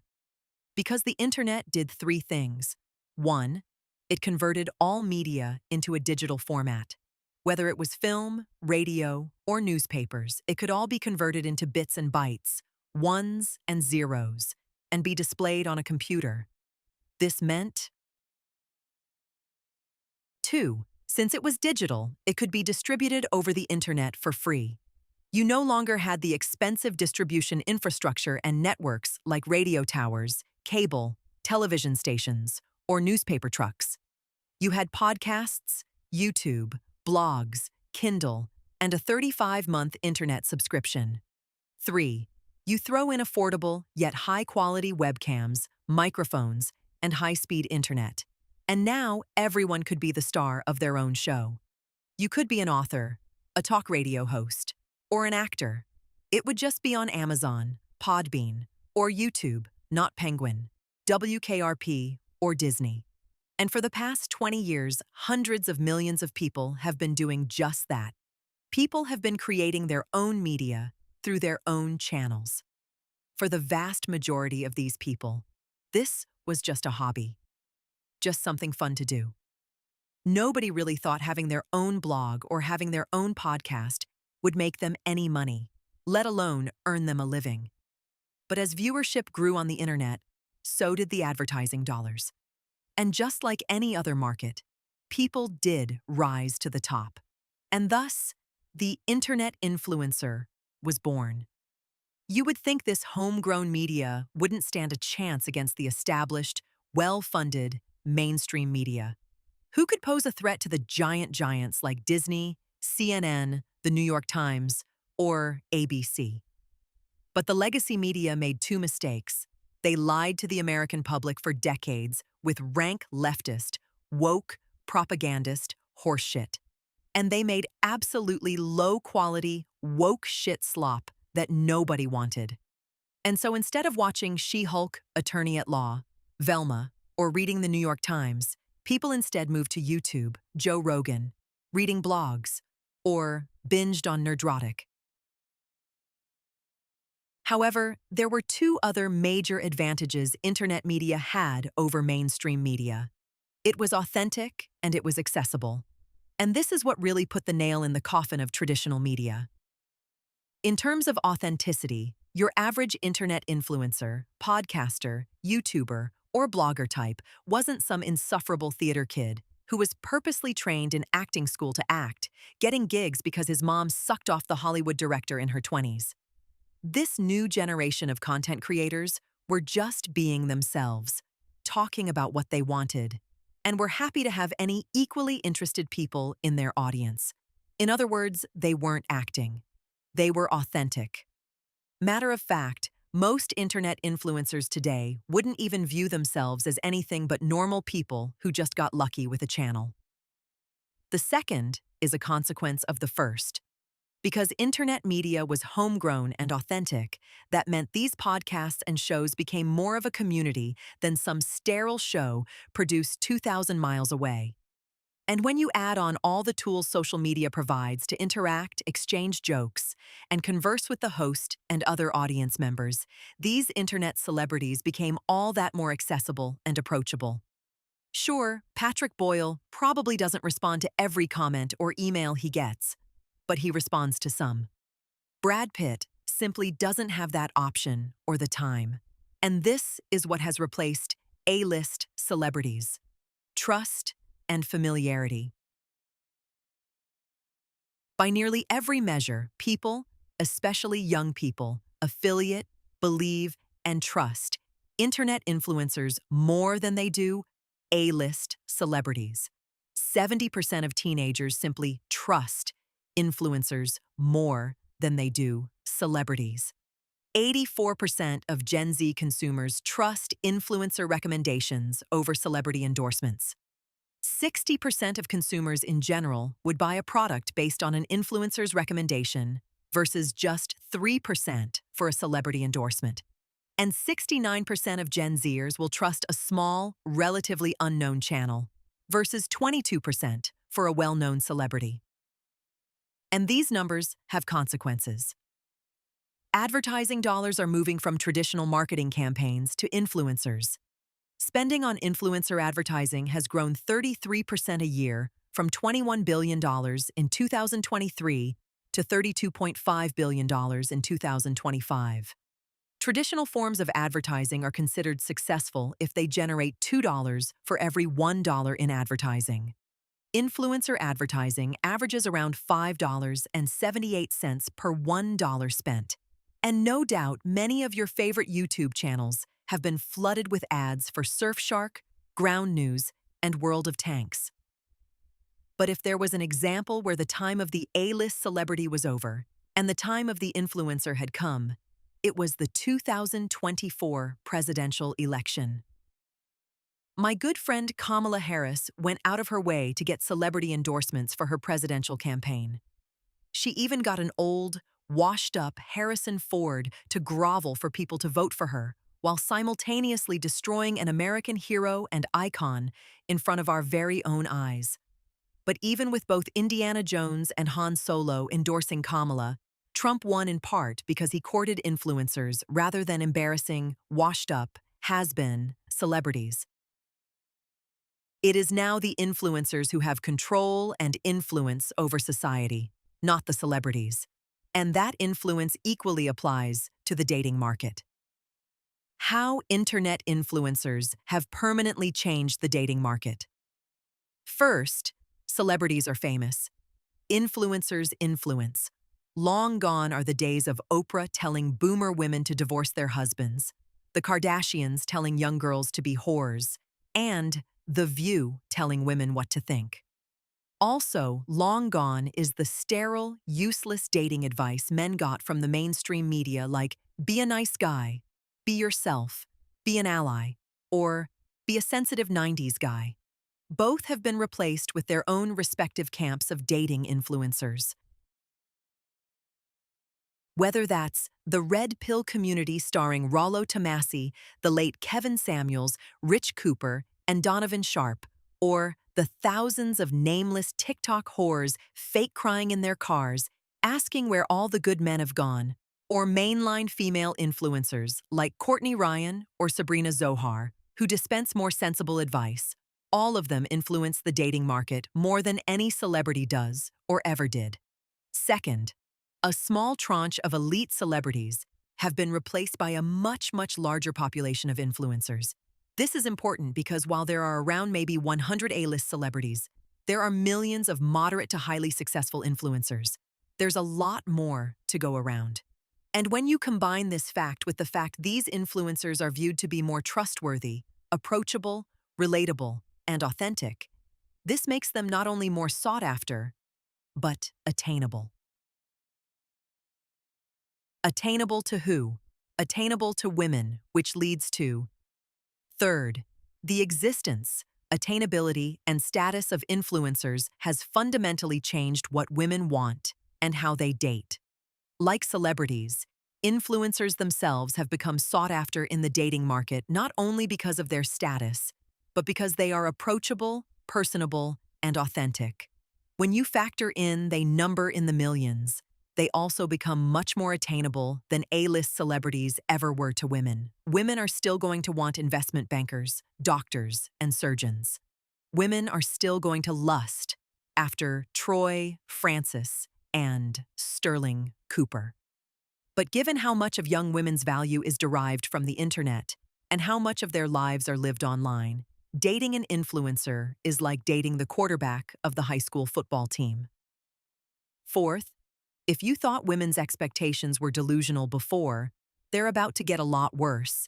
Because while Brad Pitt is not attainable, internet influencers, at least in theory, are.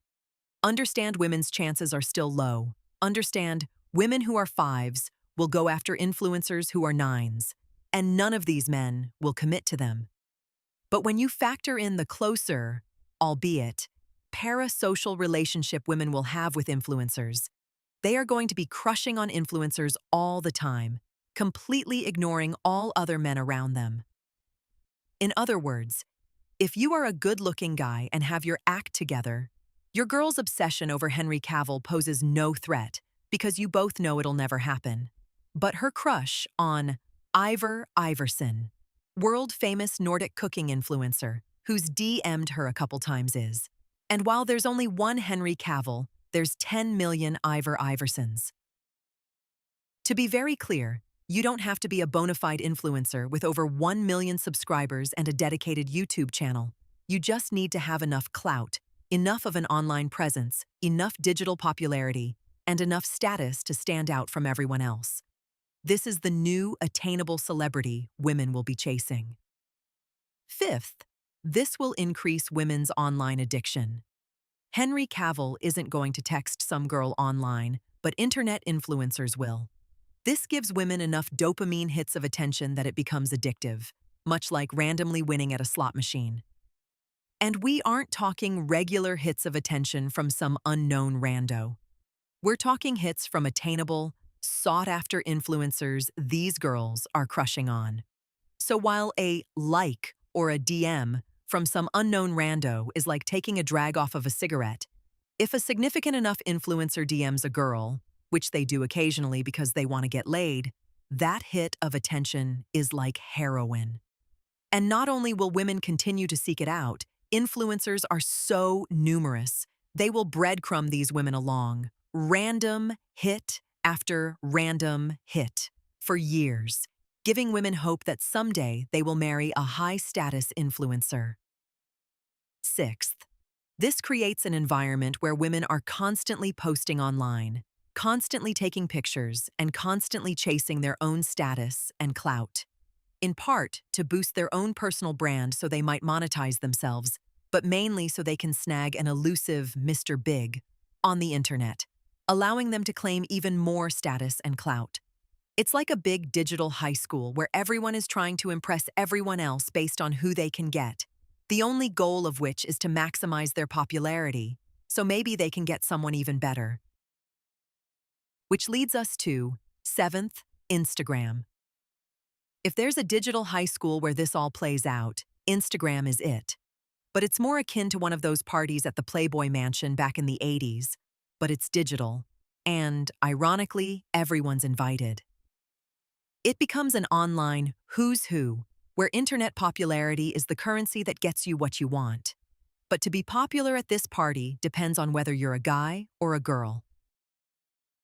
Girls, as always, just get in on looks. It doesn't matter if you are a surgeon or some bumpkin from the trailer parks of Nebraska. If you're hot, you are let in, and an NBA star will gladly fuck you. For men, you need to have high status, and while, yes, that does include traditional and common sense things, like having a good profile, good pics, and being in shape, to really gain status in today's Instagram online dating market, you need to have some element of internet celebrityship and presence. You need to have some clout. You need to be somebody digitally.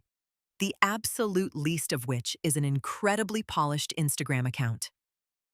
The takeaway. The short version is this.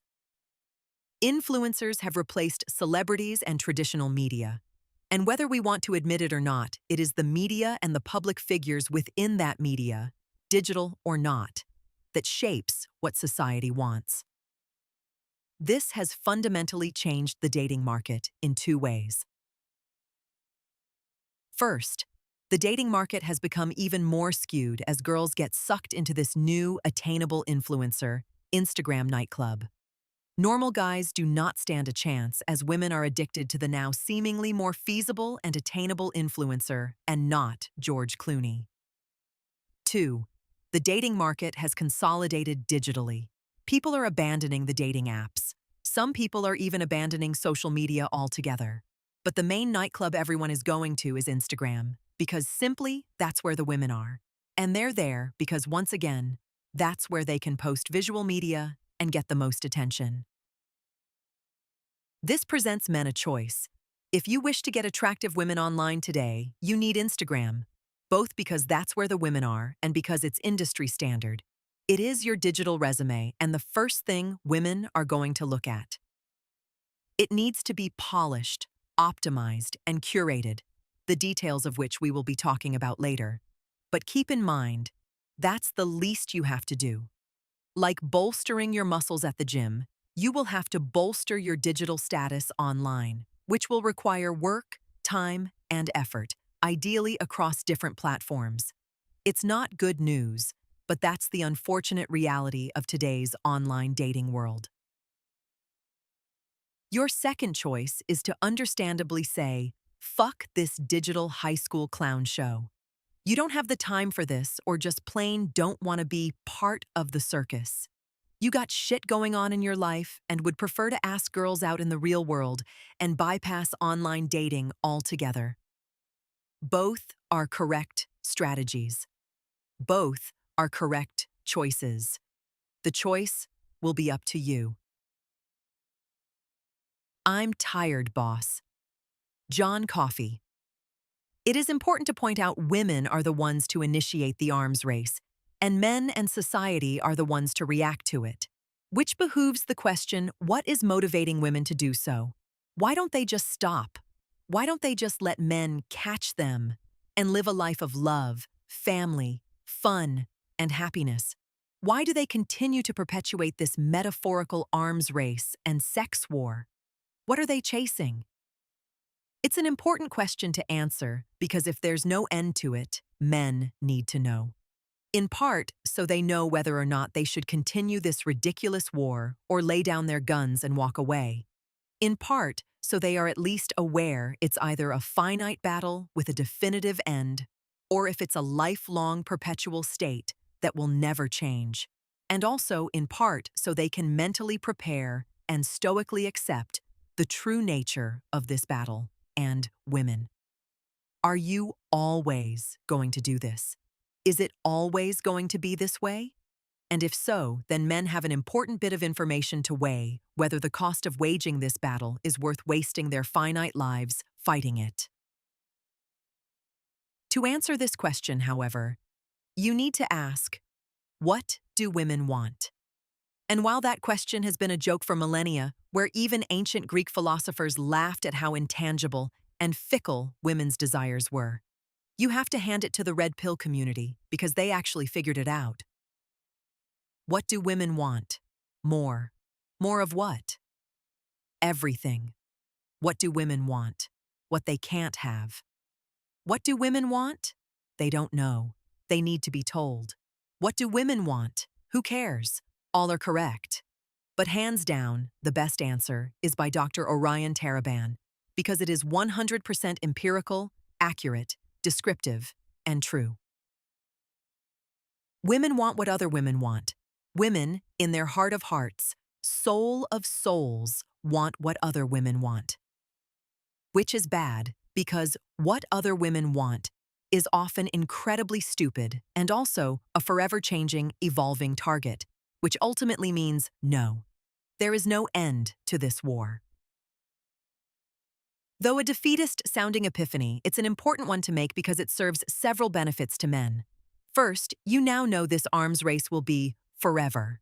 And in knowing it will be forever, you can now accurately assess whether it's worth your time to engage in this race, let alone expend the mental energy caring about it. Second, you can more effectively chase girls. Accurately diagnosing the problem allows men to solve or at least treat the problem. You will never change the fact women want what other women want. But you can influence what they want, or even outright tell them. Oftentimes with the word no, but more productively, it's to have such a great life and be in such great shape, she voluntarily wants to join yours.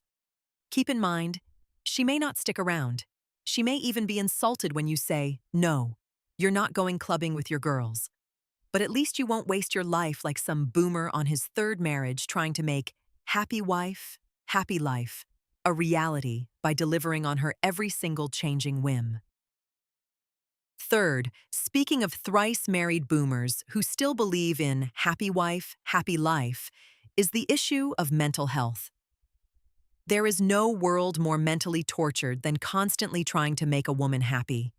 If you don't convince her to want a life that is congruent with love, stability, family, happiness, and sex, you are forever her errand boy, doting on her every material wish that will never make her happy. She'll want a master's degree, an SUV, the new hat, the new purse, a trans kid, the latest gadget, the latest thing, everything all of her other besties have, and then more because once again, she's on the hedonic treadmill. She is chasing the materialist white dragon she will never catch, and you are a fool to waste your life helping her. Fourth, men definitively now know that the only way a relationship is going to work is that you must absolutely lead. You must tell her what the relationship is going to be. You must become the most important thing in her life. And wanting what other women want is not only impossible, but absolutely not acceptable in any relationship. The only way this arms race ends is when a woman gives up her pursuit of what other women want, and instead wants you, and wants what you want. Anything short of that, they are for recreational use only. A relationship simply will not work otherwise. In the end, women want McClintock. We could go on in detail about unlocking the underlying psychology, desires, and motivations of women. But a much simpler way to convey the true nature between men and women today would be to watch the movie McClintock. It's a Western version of Taming of the Shrew, but in short, it's the story of a rugged, blue-pilled rancher trying to get his estranged girl boss wife back. She is arrogant, belligerent, disrespectful, and a modern-day girl boss, though the movie was filmed in 1963. And it isn't until John Wayne, cowboys up, ignores what she says, grabs her and spanks her, does she submit and become a loving wife. There is obviously more to the movie than that, the details of which provide many great red pill lessons. Jerry Van Dyke's character, for example, is the perfect simp. But the point is, women will continue to pursue what society tells them to, even if it makes them absolutely miserable. And it isn't until a man has enough guts to tell her to knock it off, damn near resorting to spanking her. If that's what's required, does she fall in love and submit because that's the first time a real man stood up to her? This doesn't mean you should be grabbing women at the nightclub, bending them over your knee and spanking them. But it does mean you should watch McClintock. It perfectly explains the situation we find ourselves in today. When you consider the politically hostile environment men have faced since the feminist 60s, the Me Too movement, the increasingly delusional expectations of women, men watching their fathers get divorced, being raised in divorced homes, alimony and divorce settlements, constant negativity from women online, mostly via TikTok, constant shaming from media and society, constantly being accused of sexism and misogyny, abysmal success rates with online dating, being rejected 80% of the time in person, being stood up anywhere from 57% to 75%. Society begging men to man up tax rates of 38% inflation, increasing obesity among young women, pink hair, tatted up faces, pierced noses, girl bossery, and the rank unfeminine, combative, belligerent, and entitled attitudes among women. It should surprise absolutely no one men are retreating or completely giving up on dating. 39% of Gen Z men report having no interest in dating compared to 30% Gen Z women. 45% of men ages 18 to 25 never asked a woman out in person, with 59% of men of the same age group not asking out a woman in the past year. 44% of Gen Z men did not date in their teen years, which is double previous generations. And men are leaving dating apps as indicated by the drop in their user bases the past 3 years. Naturally, this has led to less sex.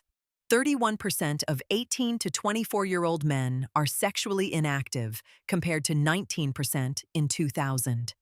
33% of Gen Z men are virgins, compared to 20% of women. And this data is over 5 years old, so it's likely higher today. Related, cohabitation is also down for young men, going from 42% in 2024 to 32% in 2024. And do we even have to cite the statistics on marriage? Admittedly, a lot of this is women rejecting men, not men choosing to walk away. But you have to be either truly stupid or politically and dishonestly motivated to ask, where have all the good men gone? It should also surprise no one. Like women, men have been replacing women with substitutes. Porn use hasn't gone up.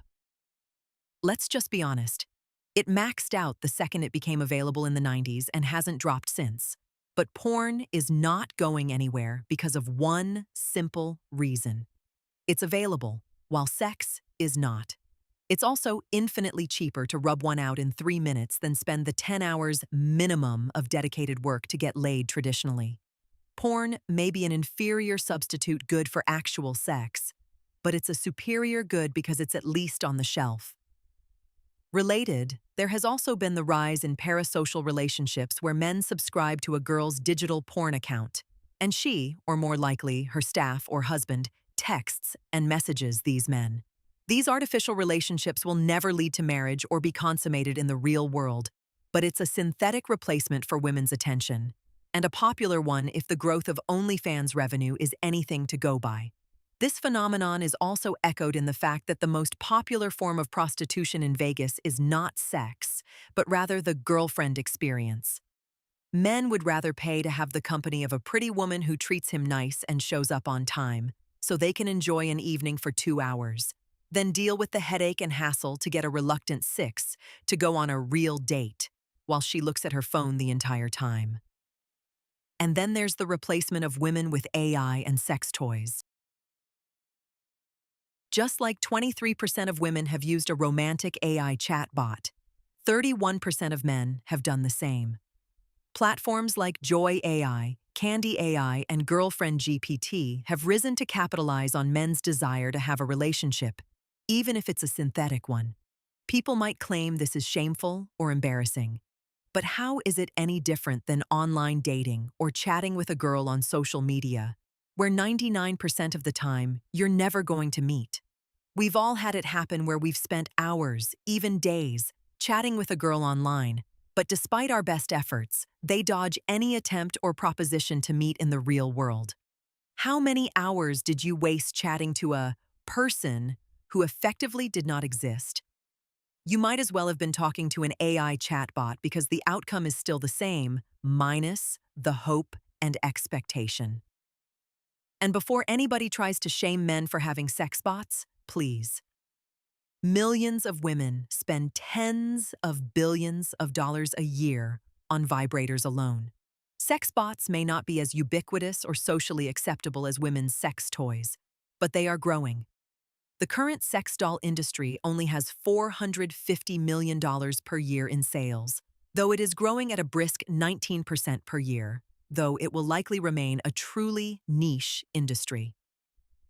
A combination of porn and AI will likely continue to be the preferred replacement for women in the foreseeable future. Finally, like women, men are retreating into themselves. Unfortunately, data does not exist showing what single men and women do with their respective free time, which would be interesting to see. But men are generally retreating into their careers, hobbies, philosophy, reading, trades, drugs, friends, exercise, game nights, nutrition, video games, anime, entrepreneurship, even religion. And though no studies exist to prove it, it's a popular conversation among men about the importance of getting their sleep. Naturally, they're not all Boy Scouts, building their own houses and making their own fusion reactors, but anything that has a positive ROI on their time is where their investment is going. And sadly, that's not women. Recommendations. If we were to recap the dating market, it is that it has become significantly more complex the past 3 years. The spectacular failure of dating apps is driving people away in droves to find alternatives that actually work. Women are increasingly choosing sugar sites for financial reasons, retreating more fully into social media, abandoning men altogether, while an increasing minority migrates to real-life hobby dating. Men's strategies are more or less the same, minus the sugaring sites, plus the parasocial relationships. However, while the dating apps are dying, that doesn't mean online dating is dead or isn't the majority of the dating market. It's consolidating. And it's consolidating on the only thing it can: women's looks. Women are increasingly choosing social media platforms where they can get the most attention and validation, which are platforms where they can post pictures or videos of themselves. While Facebook and TikTok allow for this, Instagram is the most popular platform for women to do this. And like any other club, men go to where the girls are. And since most of the attractive girls are on Instagram, like Microsoft Windows, this makes Instagram the standard and destination replacement for online dating. While the industry is fracturing and consolidating at the same time, other external factors are having an effect on that dating market. Economic factors like student loan debt, inflation, and worthless degrees are practically compelling an increasing percent of women into sugaring relationships. They may not explicitly state they're looking to sugar, but financial compensation will increasingly become mandatory and implied in relationships going forward. Also, the rise of influencers is changing what people are looking for in dating, both in terms of what influencers say about dating to their respective audiences, but also male influencers themselves becoming the attainable celebrity an increasing number of women will crush on. This will further warp women's already delusional requirements of men, especially when you factor in that platforms like Instagram will allow women direct access to these new internet celebrities, which number in the millions, resulting in the digital high school Playboy mansion party scenario described before.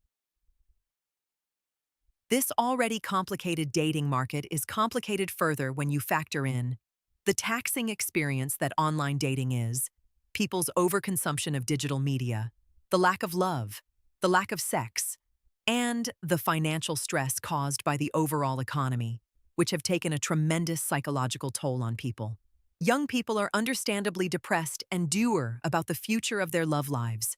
Women's antidepressant use is up, along with suicide rates.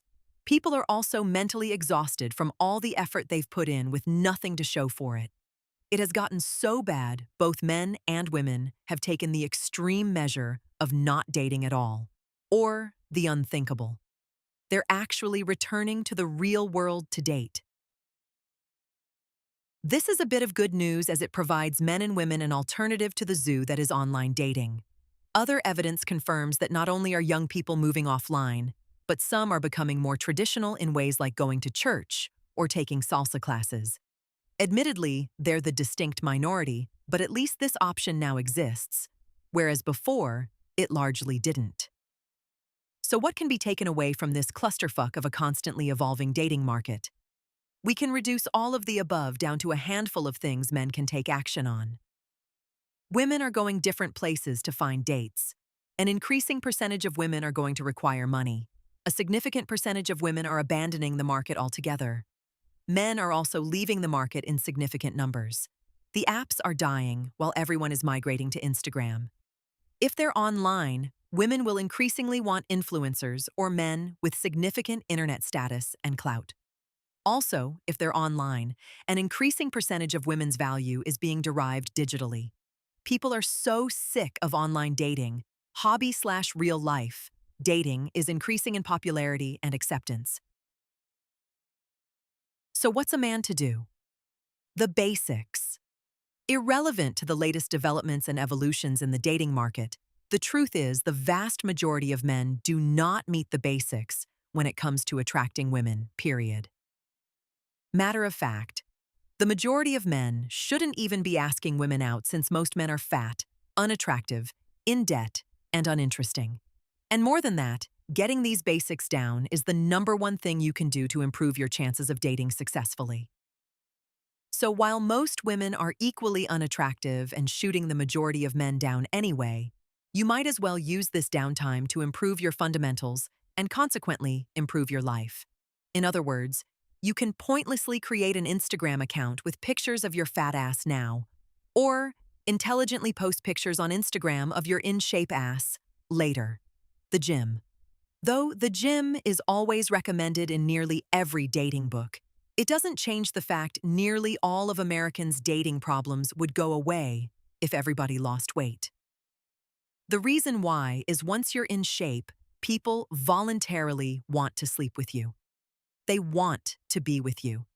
It doesn't become a negotiation or pulling teeth. Both parties want to be with each other. And so to bypass the nightmare of, what kind of shirt should I wear? What should I text her? What should I say to her? Or, which platform should I use?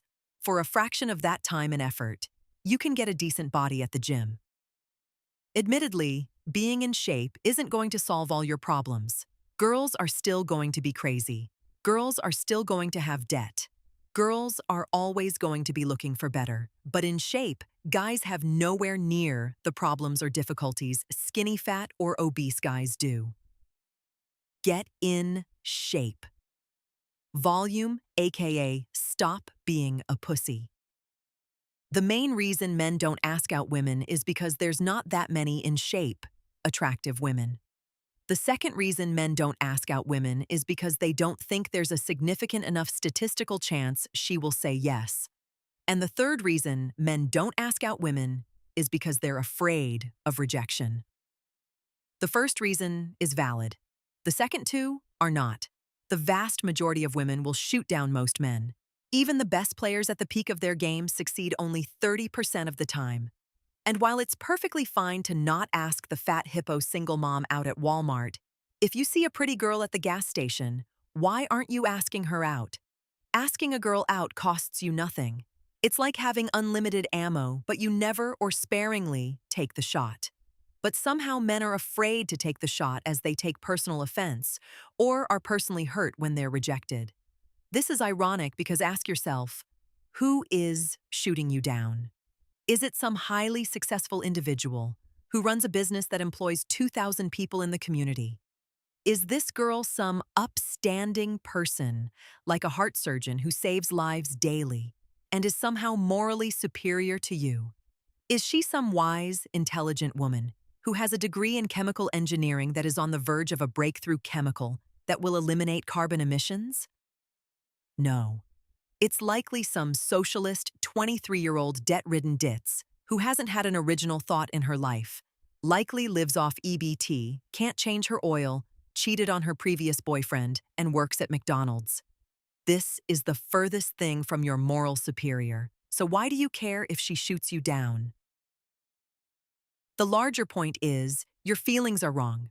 You shouldn't even have feelings. It's a numbers game. You literally have unlimited ammo. It costs you nothing to ask out a girl. And if you can overcome the irrational fear of being rejected by somebody who is in all likelihood inferior to you, you exponentially increase your chances with women. Hobbies, accomplishments. The vast, vast majority of young women are not lovable. You cannot fall in love with the vast majority of women. And the reason why is because there's nothing to fall in love with. Sure, you may want to fuck a girl. Sure, she may be hot. But remove her physical looks, and what person, what character, what soul, and what accomplishments is there to fall in love with? What conscious human being exists that you can actually dig into and, let alone love? Her name is Trisha. She, totally is about women's rights and stuff. And she has a degree in early childhood education. She'd like to, get her master's in communications, but she, doesn't have the money.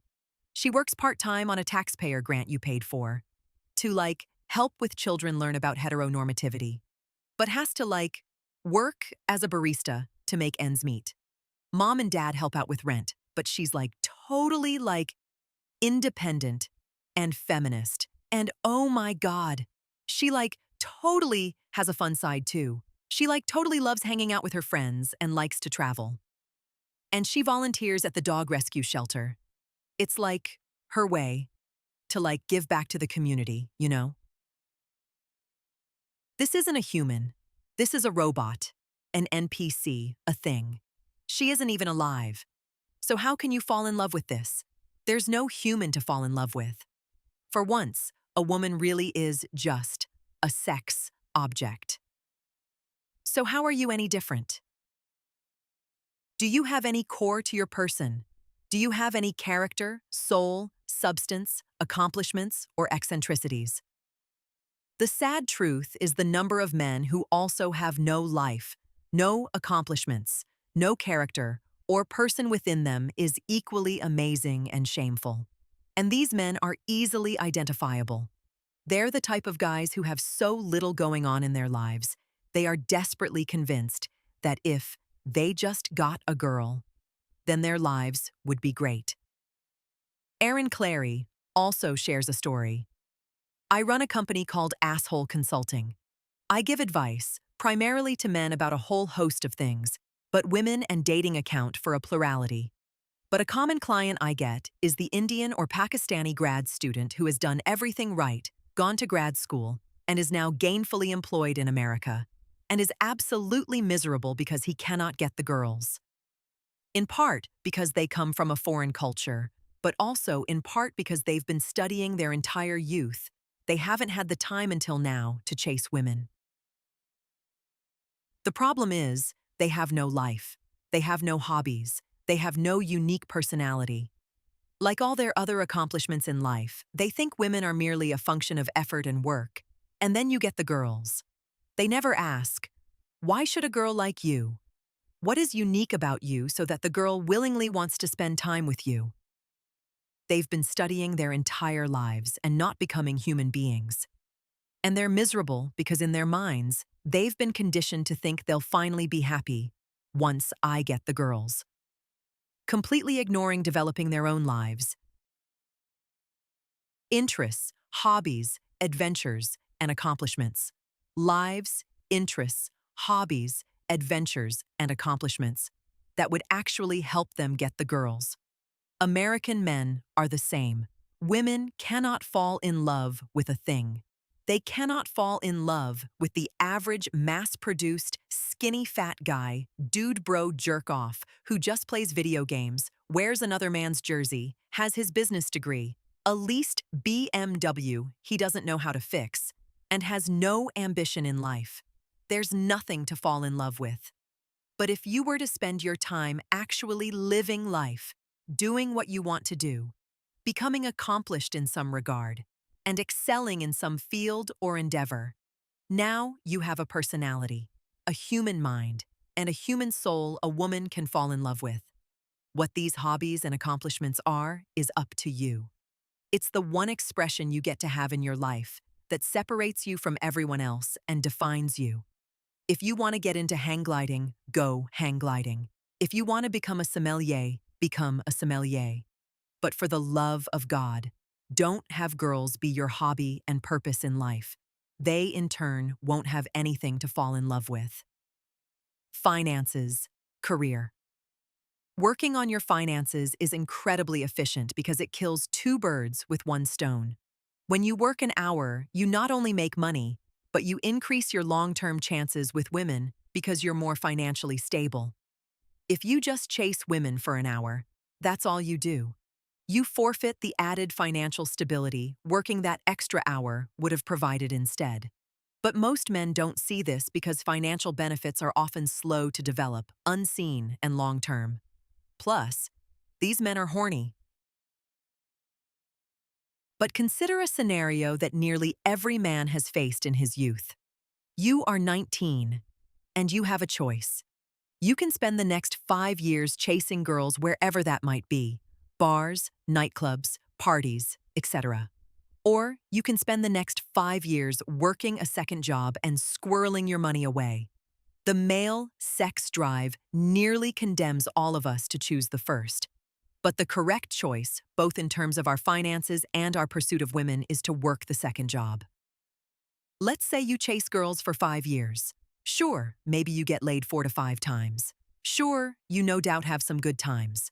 But you're poor, or at least living paycheck to paycheck. You're forever renting. You have credit card debt and no retirement savings. And let's not talk about the mental stress financial problems caused nearly everyone. Now let's say you work those 5 years. You may have given up on the partying. You may have given up on that leased Mercedes, but you're one of the few to pay off your student loans. And not only pay off your student loans, but have no debt. You may not have a lot of money, but at least you have some.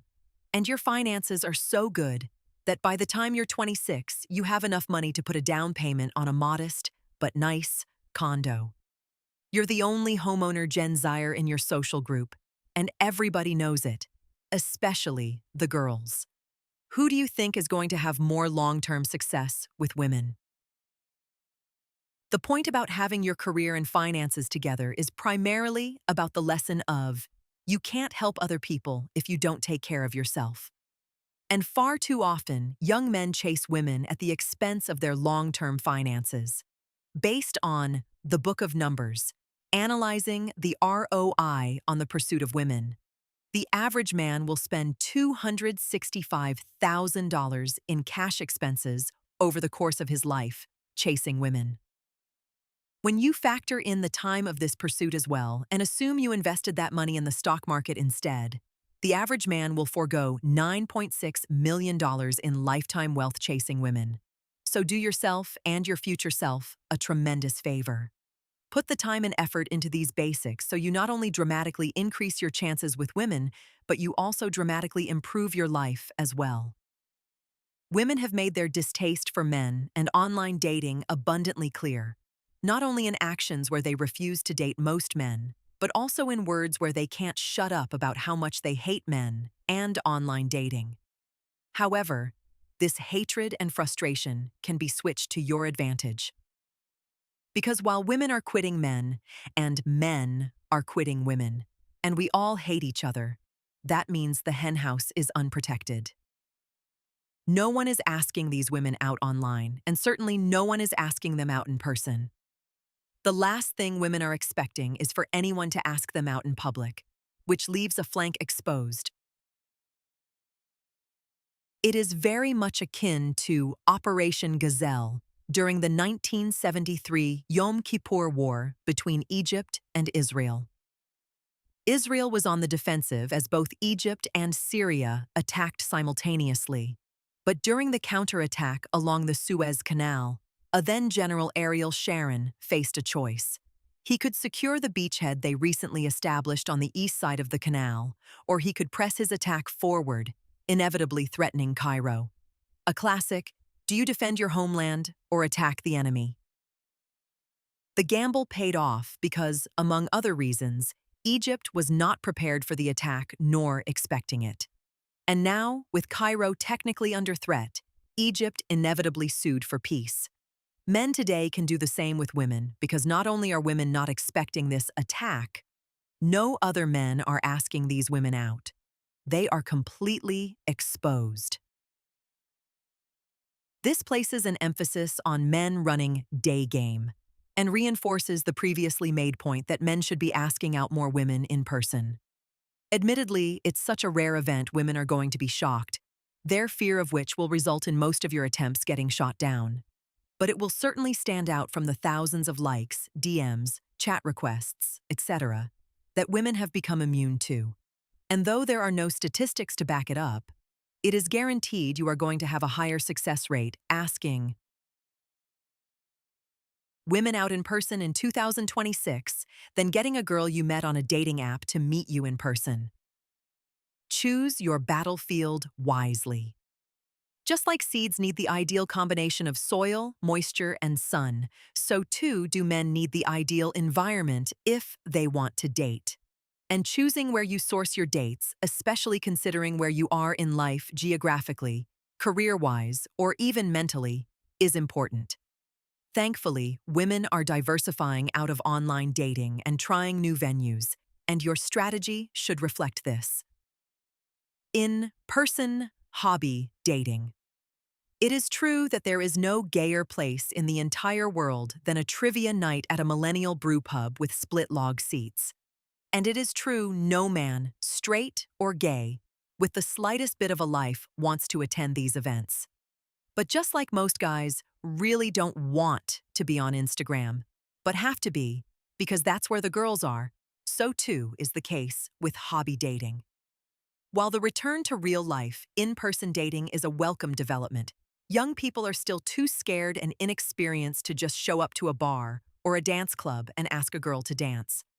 This means in-person dating must be structured in a way to make everyone feel comfortable, and this structure usually plays to a safe, bland, lowest common denominator type of events.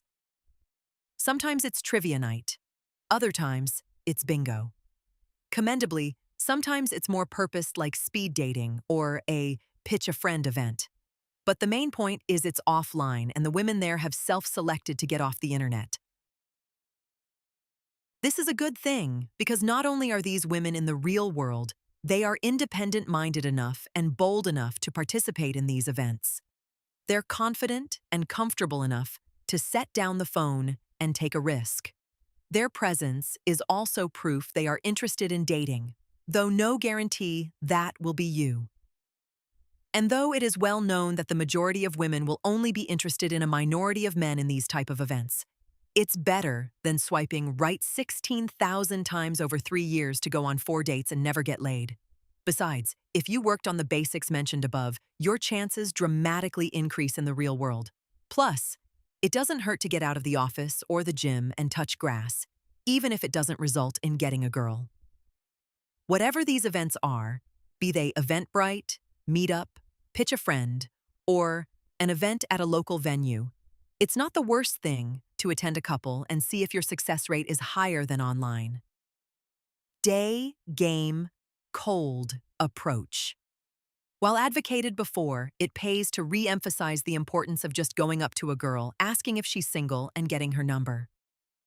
Because in addition to women not expecting it and the statistical advantage you get in approaching many women, pretty girls are everywhere, and it only takes 30 seconds to make your approach. This is an important point to make because most men are under the impression you have to talk to the girl, open her up, and charmingly jibber-jabber for another 5 minutes to convince her to give you her phone number. Not only is this not true, but it's tremendously taxing, and most men don't have a routine or repertoire rehearsed enough to be successful. Instead of inconveniently chatting her up in the grocery aisle, which is uncomfortable for both of you, it's much easier to do an airstrike. A quick in and out where you exchange numbers and leave the charming jibber-jabber for texting. To do an airstrike, you act as if you're on your way out and only have enough time to give her your number. It doesn't matter if you just walked into the grocery store and were planning to shop for the next hour. You abandon that chore for later. Instead, you grab a piece of paper, write your name and number down, and, on your way out, you say, "Hey, you're cute. I gotta get to a meeting, but couldn't not ask you out. Here's my number. Text me sometime." It doesn't matter if she's married. It doesn't matter what she says. You don't even have to exchange names. It's almost ideal if you don't, mysteriously whisking yourself away without providing it. And instead of spending 5 painful minutes trying to chat her up in a busy parking lot, or 90 hours texting her online for 2 years, you spent all of 20 seconds giving her your number, while also conveniently putting the decision entirely in her hands. And that's it. That's all. You dust off your hands and get on with your life, truly indifferent if she texts you or not. You've already done more than what 90% of American men are too cowardly to do and dramatically increased your chances of getting a date. Plus, you are not burdened with the obligation on whether to text her or not. You literally never have to worry about her again. Passport bro.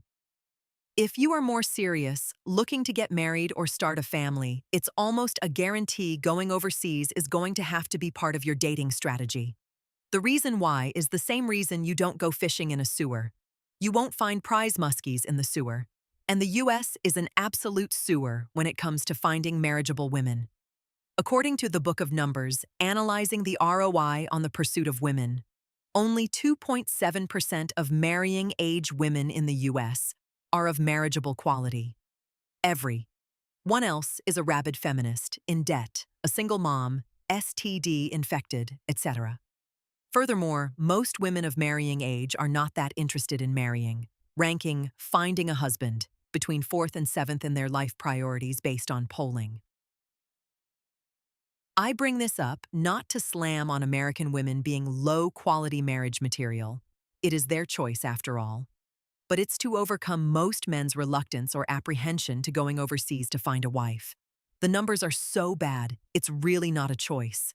Whether you like it or not, or fancied yourself an international traveler or not, going overseas or dating a woman from a more traditional culture is almost guaranteed to be part of aspiring husbands and fathers' dating strategies. Naturally, there will be a cultural backlash when you mention foreign women are part of your dating strategy, most notably from bitter, ugly domestic women who were never part of the solution anyway. But the main point is, if your dream is to start a family, American ground is not fertile enough to support that dream. And no matter how much shame society tries to heap on you for being a passport bro, you are going to have to play an away game, simply because most of the women capable of being good wives and mothers are not here. Be willing to play an away game. Though not flying overseas, it shocks me to see how reluctant people are to drive to meet somebody in person. It's almost as if people have a radius of only 20 miles. And if you mention introducing your friend who lives in Fort Worth to a great girl I know in Plano, they scoff at the idea, almost being insulted. Why? That's across town. That's 55 minutes in good traffic. She might as well live on the other side of the world. Meanwhile, they spend 10 hours a week on dating apps texting nobodies. This mentality needs to end. You need to be willing to play an away game now and then. Sure, flying to Thailand is a preventative 18-hour flight. But you can't drive 45 minutes to meet a girl across town. You can't fly 3 hours to visit a girl you really jibe with online. Just like setting the range when you're shopping for a car from 50 miles to 500, exponentially yields more results. Doing the same with dating dramatically increases your chances of success. Situational alpha. In the spirit of improving yourself through your hobbies and career, this gives rise to the case for becoming a situational alpha. Though the stars do not always align with this one, the ideal scenario is one where your hobby is your job. You excel at it. And in excelling at your job, you become the alpha male in that particular situation and consequently attract the girls you work with. Take Mike Sartain, for example. He is the perfect example of a situational alpha. His job is essentially being a model broker. He has access to scores of beautiful women and either arranges events with them or brokers them out to events that need beautiful women. Be it a bikini competition, the opening of a new casino, or a charity event, Mike is the guy you call if you want pretty girls at your event between LA and Vegas. And that's his job. His job is to round up beautiful girls, attend fancy events, and you're darn right he gets laid in the process and gets paid for it. Now, not everyone can pull off the triple threat like Mike, where you get paid to do what you love and in the process become a situational alpha that women want to sleep with. But you stand a lot better chance of getting laid if you excel in something in front of women, whether that's your career, a part-time job, or a hobby. If you need some extra money, being a bouncer or a bartender is a great way to make some money and meet some girls. If you got your evenings off and an advanced degree, teach some nighttime college courses and bang some students in the process, only after they graduate. Have you always wanted to pick up dancing? Become nuclear caudillo and become an accomplished salsa dancer? Heck, even boomers like Rollo Tomasi got laid playing in a band back in the day. Not all scenarios are going to allow you to make money doing what you love and banging women in the process. Working in a corporate environment, HR is going to make sure you don't bang any of your coworkers. Nor do you want to hold your career back, going out of your way to pick a hobby or a career only if it has women involved. But if you can work as a personal trainer, banging lonely housewives while getting paid to do it, you are killing 3 birds with 1 stone and saving a tremendous amount of time. John Wayne, up. Though there's no data to back it up, and it's purely a hunch, there's a sense that women are starting to get feminism fatigue. Whether it's the occasional 41-year-old lawyer crying that she's miserable and was lied to about everything, the tonal shift where more and more women are asking, "Where have all the good men gone?" Or women abandoning the dating apps. Cracks are starting to show where women aren't as happy as they were supposed to be with $90,000 in student loans, a $35,000 a year job, no one to love them, and debating whether setting up an OnlyFans account would be a good financial move. Even the term girl boss has gone from a once proud title to a pejorative most young women are quietly scrubbing from their social media. Never will these women admit they were wrong. And they've invested too much of their youth to give up now. But they're so sick of the debt, the low wages, the anti-male, anti-family messages, not to mention the profound misery they all suffer from. Some are just waiting for a guy to come in and give them permission to be feminine, be traditional, want to have a family, and tell feminism to fuck off. This is not to say it's your responsibility to give them this permission, let alone save them. But it is a green light to be forthright and clear with women about your expectations, especially if you're looking for something serious or to start a family. 10 years ago, during the fervor of Me Too, any man saying, "Nope, I'm looking for a traditional woman to stay home, make food, and raise babies," would have been read out of existence, and a woke mob would try to get him fired. Now those harpies are awfully quiet, and behind closed doors, many young women will admit they want the same thing too. The question is, do you want this responsibility? Do you want to tame the shrew? Do you want to John Wayne up and spank Maureen O'Hara? And do you want to be Dave Ramsey and get these women out of debt? The truth is, the vast majority of these women were not raised by their fathers. They were raised by hokum, feminists, corporate marketing, and TikTok influencers. They may secretly want to abandon feminism and switch to traditionalism, but they have debt, no skills, likely some mental issues, and a complete unawareness of how to be the traditional feminine women you would like to date. Their thrice-divorced dads aren't going to teach them. Their thrice-divorced feminist mothers aren't going to teach them. The schools and colleges sure as hell didn't teach them. That leaves you. Do you got time for this? Do you want to do the job their fathers failed to do? Are you going to repair the damaged goods? It is here the John Wayne up advice is merely to let you know that insisting on a traditional relationship is fair game for dating in 2026. Letting women know clearly you are going to lead and they are going to follow is not the woke mob death sentence it would have been 10 years ago. It's something you can put on your dating profile, talk about on the second or third date, and something you don't have to be ashamed of. Besides, again, it's the only way relationships will work. But the percent of young women who are going to put in the work to transition from a debt-ridden girl boss to a classically qualified traditional woman is going to be very few. And the percent of young women who were raised properly by their fathers and are of traditional quality are even fewer. But at least declaring that you insist on a traditional relationship where the man leads and the woman follows will separate the wheat from the chaff. And in being so bold, you will definitely attract some women, as you will no doubt stand out from other men. Why online dating is mandatory. Women love to vet. We touched on this topic before, where the use of apps like T shows how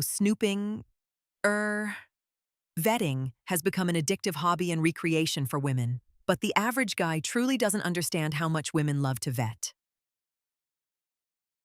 Take online dating. If you think about it, the total percent of time women spend dating online on an actual date is 1%, probably less. The remaining 99% she is literally just vetting thousands of men to find one she'd actually go out with. This is literally like spending 7 hours to choose an ice cream flavor that is going to take all of 4 minutes to eat. They could have sampled scores, even hundreds of other flavors in that time, but they love the vetting more than the dating. There are, of course, good and rational reasons for women to vet. It saves time, there are safety concerns, and simply trying to establish interest in the guy are all very good reasons to vet. But if you're dating in 2026, whether that's online or in person, where do you think a woman is going to vet you once you meet? That's right, online. And she will vet you. Depending on the statistics you want to cite, 50% of people at least Google search their date. Women do this more than men, with 65% of women doing some kind of cyber stalking. A shocking 18% of people even run background checks on their dates. And though no statistics exist on this topic, the consensus among women online is that it is a negative when a man has no social media, citing safety concerns. Though the opposite is true for men when it comes to women having no social media. Men love it when women have no social media. Naturally, everybody is sick of online dating, social media, and the digital sex war. But men have to set aside their preferences and be practical about online dating and the advantages having an online presence provides. First, women are going to vet you no matter what, online or offline. So this compels you to have at least some kind of online presence. And in women's defense, how else are they supposed to safely get to know you? Where else can you showcase your skills, your talents, your hobbies, and your interests than online? Distasteful as social media is, you have to view yourself as a company trying to sell widgets. And every company needs a presence online just so people know what the company is about and what it is selling. Second, a thorough, colorful, and honest social media presence saves you time because it's like going on a first date that you don't have to go on, with scores of women all at the same time. In the olden days, the first date was an awkward discussion trying to get to know the basics of the other person. With a full and robust online presence, women already get this information, and, if they like your hobbies, interests, etc., they are further motivated, even excited to meet you, which bodes well for your first real in-person date. Third, this plays to the influencer phenomenon where women build trust and rapport with a man through his digital footprint. The more you put out there, the more she's going to get to personally know you. And if you're an influencer, even if it's a small blog or Instagram channel about your obscure hobby of racing goldfish, that's way more for women to glom onto and ultimately trust than your standard sterile, basic dating profile. This doesn't mean you have to become a full-time influencer, but you can at least post pictures of your hobbies, passions, and interests on Instagram. Fourth, social media provides you a platform to put your best foot forward, even embellish your dating resume a little bit. Just like a marketing poster. Post polished, fashionable pictures of yourself. Post authentic ones of you hiking or looking ruggedly imperfect so they know you're not an AI Indian bot account. Post ones with your cute nieces and nephews. And post ones that are comical, usually at your own expense to show you are human. Unlike your performance on a first date, you have the time to polish and curate your online presence. It's so easy, you have no reason not to do it. Fifth, social media allows men to snoop too. Women are more prone to share their lives online than men. You don't have to go on 3 long belabored dates to find out what's going on in her life or hear about her problems being a single mom. She's going to do that for you online. So just like having a good online presence will save you time on first dates, spending 10 minutes skimming her social media can save you 3 hours of a first date that was going to go nowhere. Finally, while there is a small percent of women increasingly moving offline, the majority is still online. And since you're putting in the time and effort to have a proper online presence anyway, you might as well avail yourself of online dating, even if it takes just a bit of effort. As mentioned before, the online dating environment is consolidating, becoming even more competitive. The good news is, it's becoming competitive on the only thing it can: media you post online. Posting media online may be tedious, but it isn't as laborious as hitting the gym, chatting a girl up in person, or going to the nightclub. It's just posting pictures and videos on Instagram. Maybe, if you get industrious, you do a weekly podcast on YouTube. But it isn't a life-changing event like joining the military. It's more like the chore of brushing your teeth.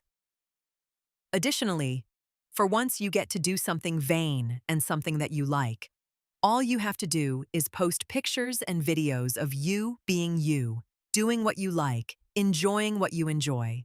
It's not even as bothersome as brushing your teeth. But if there is a chore to online dating, it's the tailoring of your online presence to optimize your chances with women. There are many books and videos and courses on how to do this, but you want to showcase 4 basic things. Fitness. It cannot be emphasized enough that you not be a fat ass, with schleppy attire, and pictures that scream, "I smell like an old couch." Being in shape is so important. There is no reason for you to even bother putting an online presence together, because if you're not attractive, no woman is going to want to date you, let alone sleep with you. But once you become physically fit, then yes, absolutely. Just like auto manufacturers will gladly post pictures of sexy cars, you do the same with your newly acquired, sexy body. Have some normal pics. Have a James Bond-looking dapper pic. Have a rugged pic. And if you're in good enough shape, have a shirtless pic. Your physique is the #1 thing women are interested in, and you must display that you have it. Success. Women rightly don't like poor men.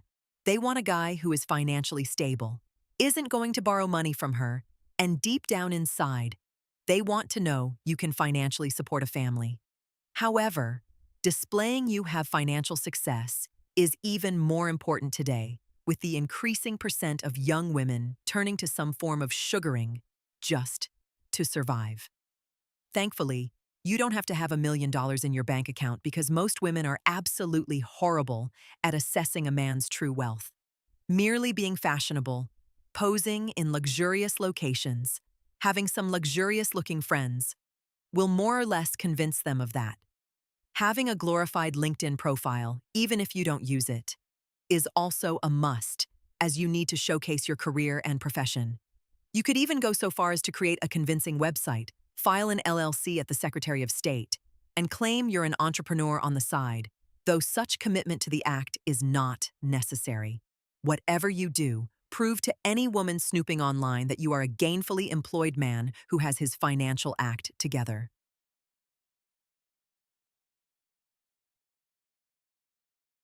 Some people might say this is misleading. But let's be honest.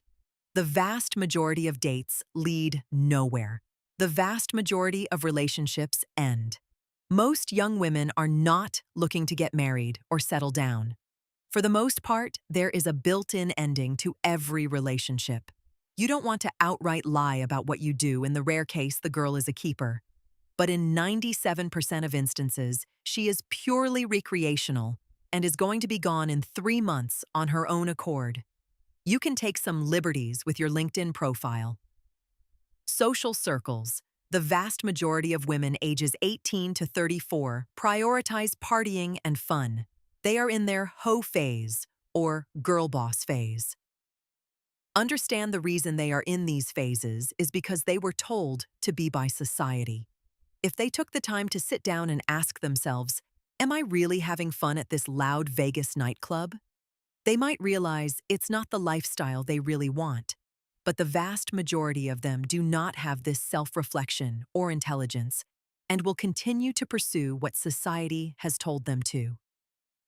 And so here is where you show them you and your friends are exactly what society told them to want.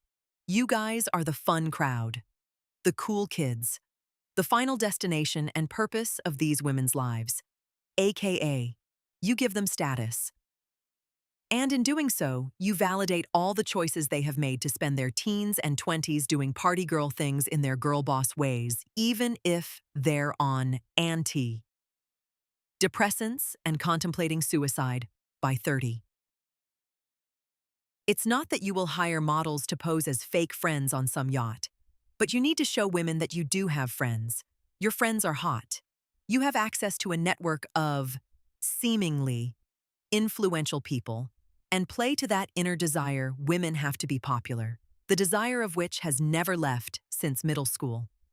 This is probably the most pernicious of the online presence chores, as what women view as popular is usually absolute torture to men. Loud nightclubs, Coachella, overpriced dinners at overhyped restaurants. But you only need to give the allure or semblance that you and your friends are the most popular kids on the block. Post some pictures at a party. Post some pictures at the club. If you find a celebrity, see if you can't pose with him too. Show you have the capacity for status. But once you've done that, you can go back home, curl up with a book, and be in bed by 8 p.m. That chore is done. Lifestyle. If there's any place to be perfectly honest, here is where you can show your true self. Sure, have a picture of you in a suit at a fancy dinner. Sure, maybe take a pic of you in that sports car you rented one time. But if you're good-looking enough, women will give up the stereotypical nightclub, downtown, party girl lifestyle, and chase what you want. A good enough looking guy can get a girl to ride motorcycles, join a bowling league, pick up hiking, or play video games. You just need to show yourself having fun doing it. This also differentiates yourself from the mass-produced party guys wearing sunglasses indoors. Everybody is posting pictures from the nightclub. Everybody is posting pictures next to a sports car. And these things aren't bad. But if you're posing next to a classic car, or smoking ribs instead of sitting at some fancy restaurant, or uploading a video of you shooting your new gun, or literally anything that isn't what some 27-year-old dude bro thinks is cool, you are going to stand out. You are going to be different. Besides, understand girls are conformists. They only want what other women want, and therefore do what other women do. And they're all doing the standard party girl bullshit, which gets old after a while. You and your unique lifestyle gives them an alternative. You and your unique tastes give them variety. Sure, you and her can go get dinner at some expensive downtown joint. But a bigger pull would be an afternoon of shooting guns, smoking ribs, and watching film noir movies back home. The only instance where you would not tailor your online presence to the 4 categories mentioned above is if you wanted a G8 serious relationship. Here, truth is your friend because it's so bold and controversial, you will definitely stand out. You unabashedly declare you are looking for a traditional housewife to stay at home and raise the kids. You make it abundantly clear you expect your woman to be a good cook and that you will have sex in the kitchen. You insist the girl watch McClintock before DMing you and that you expect her to keep her figure as she ages. It will turn you into a lightning rod for sure. But that ain't a bad thing, because the women who do reach out to you are obviously down with that.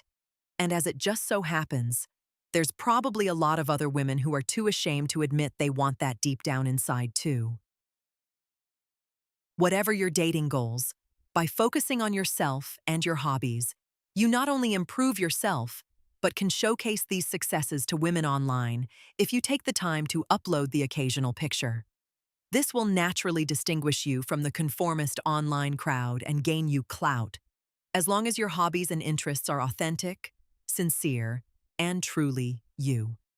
And in standing out from the rest of the crowd, you increase your chances of success with women, whether that's just getting laid or finding a quality woman to raise your kids. All you have to do is remember to have a little vanity, take the occasional picture, and upload it online. Choose to take a break. When you consider what is required of the average man today to simply work and support himself, it's exhausting. You need to go to school from 5 to 22. You go into debt so you can get a degree that gives you permission to get an entry-level job that barely pays a living wage. It's always at risk of being outsourced to India or eliminated by AI. Inflation is always eating away at your income, and half the population wants to jack up your taxes so they can feel good about themselves and be popular. Then consider the moral support you get from society. Everything is your fault. Men need to man up. Women don't need you. It's perfectly all right to discriminate against men with DEI and ESG. Bachelors required, masters preferred. No, you can't have hot women in video games or movies. You're a pervert for having the male gaze. You have privilege. You are part of the patriarchy. Blah, blah, blah.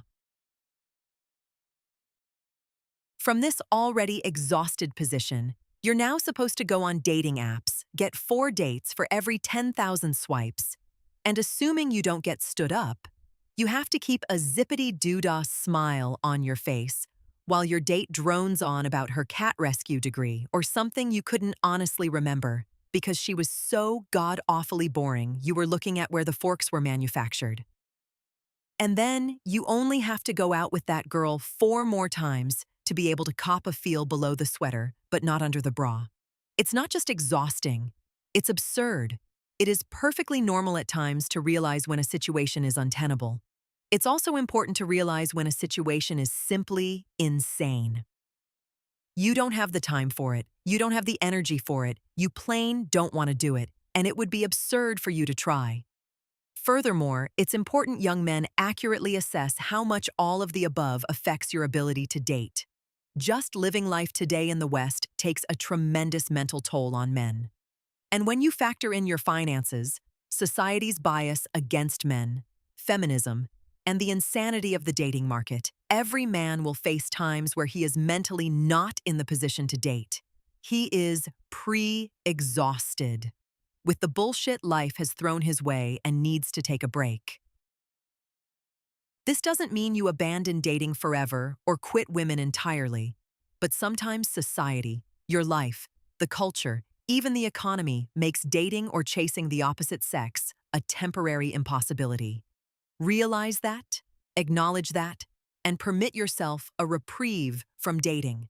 Take the much-needed and necessary time to focus on yourself, get your finances together, get your health together, even get your sleep so that you can approach dating with the energy and reasonably positive attitude necessary to even be marginally successful at it.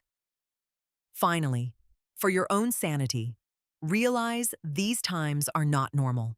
The way society has treated men the past 60 years, and especially today, is not normal, healthy, or sane. This is not an excuse for you to be a loser and not try, but it is to give you the ability to identify what is and is not your fault so that you can maintain your sanity. We are at a point where women are turning to sugaring sites, demanding men find fat women attractive, are all on antidepressants, yet insist they know everything about life and dating. Women simply aren't honoring their word, whether that's flaking on a date or divorcing their families. And society never checks them because la Bill Burr. Nobody corrects them because they want to fuck them. It's gotten so bad that a book like Why Women Deserve Less had to be written in the first place. Never forget, you are the one who is sane for simply wanting an obedient, pretty woman, and maybe some kids. It's society that's lost its mind to shame you for that.